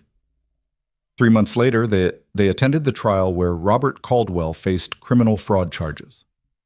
The prosecution used their documentation as foundation for a case that proved systematic theft and safety violations across 18 projects spanning 3 years. Robert's attorneys mounted vigorous defense, arguing that construction variations were normal, that aggressive project management shouldn't be criminalized. The prosecution was overreach motivated by disgruntled former employees. The jury deliberated for 6 hours before returning a guilty verdict on all counts. Robert was sentenced to 8 years in federal prison, ordered to pay restitution totaling $14 million, and permanently barred from working in construction or development. 3 other executives who'd participated in the schemes pleaded guilty to lesser charges, and the company paid $200 million in settlements to clients whose projects had been compromised by fraudulent construction. Ethan and Victoria watched the sentencing from the gallery, holding hands while the judge explained that construction fraud wasn't victimless crime. It put lives at risk through buildings that might collapse, that failed safety standards, that existed only because someone decided profit mattered more than human safety. Mr. Caldwell, the judge said, you held a position of trust and authority. People relied on your expertise to ensure their safety. You betrayed that trust systematically and deliberately, not through momentary lapse in judgment, but through calculated fraud that spanned years. The sentence reflects not just the financial harm you caused, but the lives you endangered through your criminal conduct. As they left the courthouse, reporters surrounded them asking for reactions, comments, reflections on the outcome. Victoria handled it with the grace she'd developed over 3 months of being minor celebrities in construction safety advocacy circles. Justice was served, she said simply. Not perfectly, not completely, but enough to send a message that fraud has consequences. We're grateful to everyone who took our evidence seriously and pursued accountability despite pressure to accept comfortable compromise. Do you regret exposing the fraud given what it cost you personally? A reporter asked. Victoria looked at Ethan, and her smile carried everything they'd built together in the aftermath of professional destruction. I regret nothing. We did the right thing, and we did it together. That's worth more than any career advancement or professional position. They walked away from the courthouse hand in hand, 2 people who'd chosen integrity over safety and discovered that the choice had been worth making. Their new jobs were challenging in different ways than their old ones had been. Less prestigious but more meaningful, less lucrative but more honest. They'd bought a house together in a neighborhood they both loved, built a life around shared values rather than separate careers, and proven that partnership based on trust could survive the kind of pressure that destroyed relationships built on convenience. 6 months after the trial, they got married in a small ceremony attended by colleagues who respected what they'd done and family who'd supported them through the chaos. Patricia Chen officiated, which felt appropriate given how much of their relationship had been forged through legal battles and whistleblower protection. The vows they wrote focused on standing together through difficulty, on choosing truth over comfort, on building foundations solid enough to support whatever structures came next. "I promise to stand with you when standing is difficult," Ethan said, holding Victoria's hands while surrounded by people who'd proven that integrity mattered more than political convenience. To choose truth over safety, to build partnership on honesty rather than performance, and to never forget that the most important things worth doing are usually the ones that scare us most. Victoria's vows matched his commitment with her characteristic directness. "I promise to trust you with my vulnerabilities, to fight beside you rather than alone, and to prove every day that choosing you was the best decision I ever made, not because it was easy or safe or professionally advantageous, but because you're worth every risk and every sacrifice." They kissed while their guests applauded, two people who'd started with a dare designed to humiliate and ended with partnership built on mutual respect and shared courage. The reception was simple and joyful, filled with people who understood that sometimes the best outcomes emerged from choosing principles over pragmatism. Marcus attended, surprising Ethan with both his presence and his genuine congratulations. "I never thought that stupid dare would lead to this," he said. "Fraud exposure, criminal trials, you two actually falling in love and building something real. When I slid that envelope across the table, I was just trying to provide cover for Robert's surveillance and have some entertainment. Instead, I accidentally created the circumstances that destroyed his career and started yours together." "The dare was never the point," Ethan said. "The point was choosing to stand for something when standing required actual courage rather than comfortable performance. Victoria gave me that opportunity. Everything else just followed. Still, for what it's worth, I'm sorry. For the surveillance, for the manipulation, for thinking people were game pieces rather than human beings deserving respect." Marcus hesitated. "What you two did, exposing the fraud despite knowing it would cost you everything, that changed how I think about integrity and courage. Made me realize I'd spent my career confusing political skill with actual leadership." "So what are you doing differently now?" Victoria asked. "I left the company. Took a position at a nonprofit that provides construction safety training to developing countries. Pay is terrible, prestige is non-existent, but the work actually matters.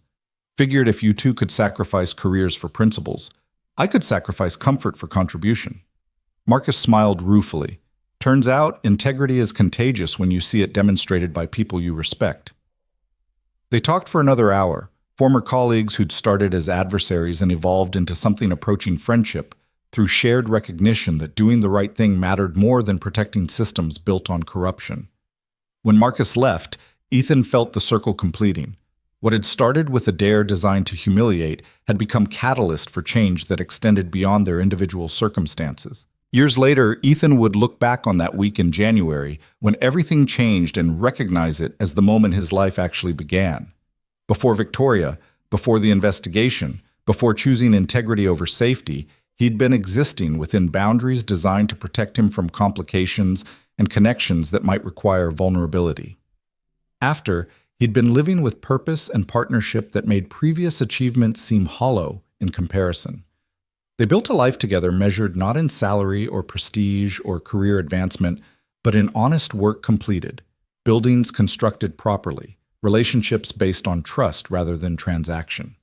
They became advocates for construction safety, speaking at conferences about the importance of integrity under pressure and the systems that needed changing to prevent future fraud. They mentored young professionals who wanted to build careers on principles rather than political convenience. And they never forgot the cost of standing up when standing required sacrificing everything they'd built. Every building they inspected, every project they oversaw, every decision they made carried awareness that construction fraud wasn't abstract wrongdoing. It was concrete threat to human safety that required constant vigilance to prevent. On their 5th anniversary, they returned to the grind, the coffee shop where they'd planned their investigation and built their partnership. The corner table was occupied, but they found seats by the window and ordered the same black coffee they'd shared 5 years ago when deciding whether to expose fraud or accept comfortable compromise. "Any regrets?" Victoria asked, the question ritual now rather than genuine uncertainty. "None," Ethan said, the answer as true as it had been every time she'd asked. You? Just one. That I waited so long to let someone pass my professional armor.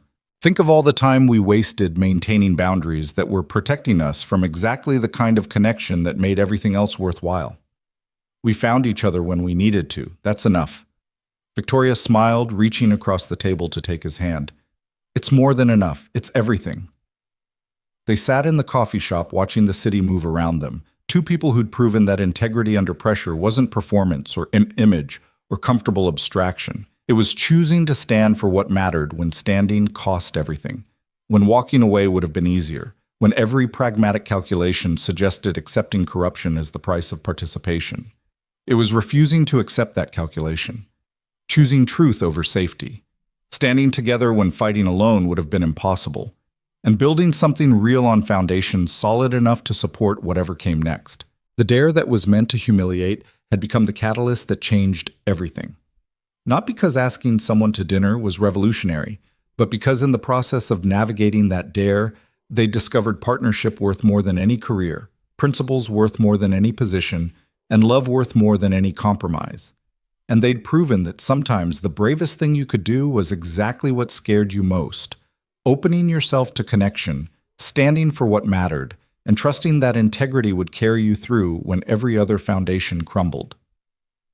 They left the grind hand in hand, walking into a future built on trust and honesty, and the fierce determination to keep choosing what mattered regardless of cost.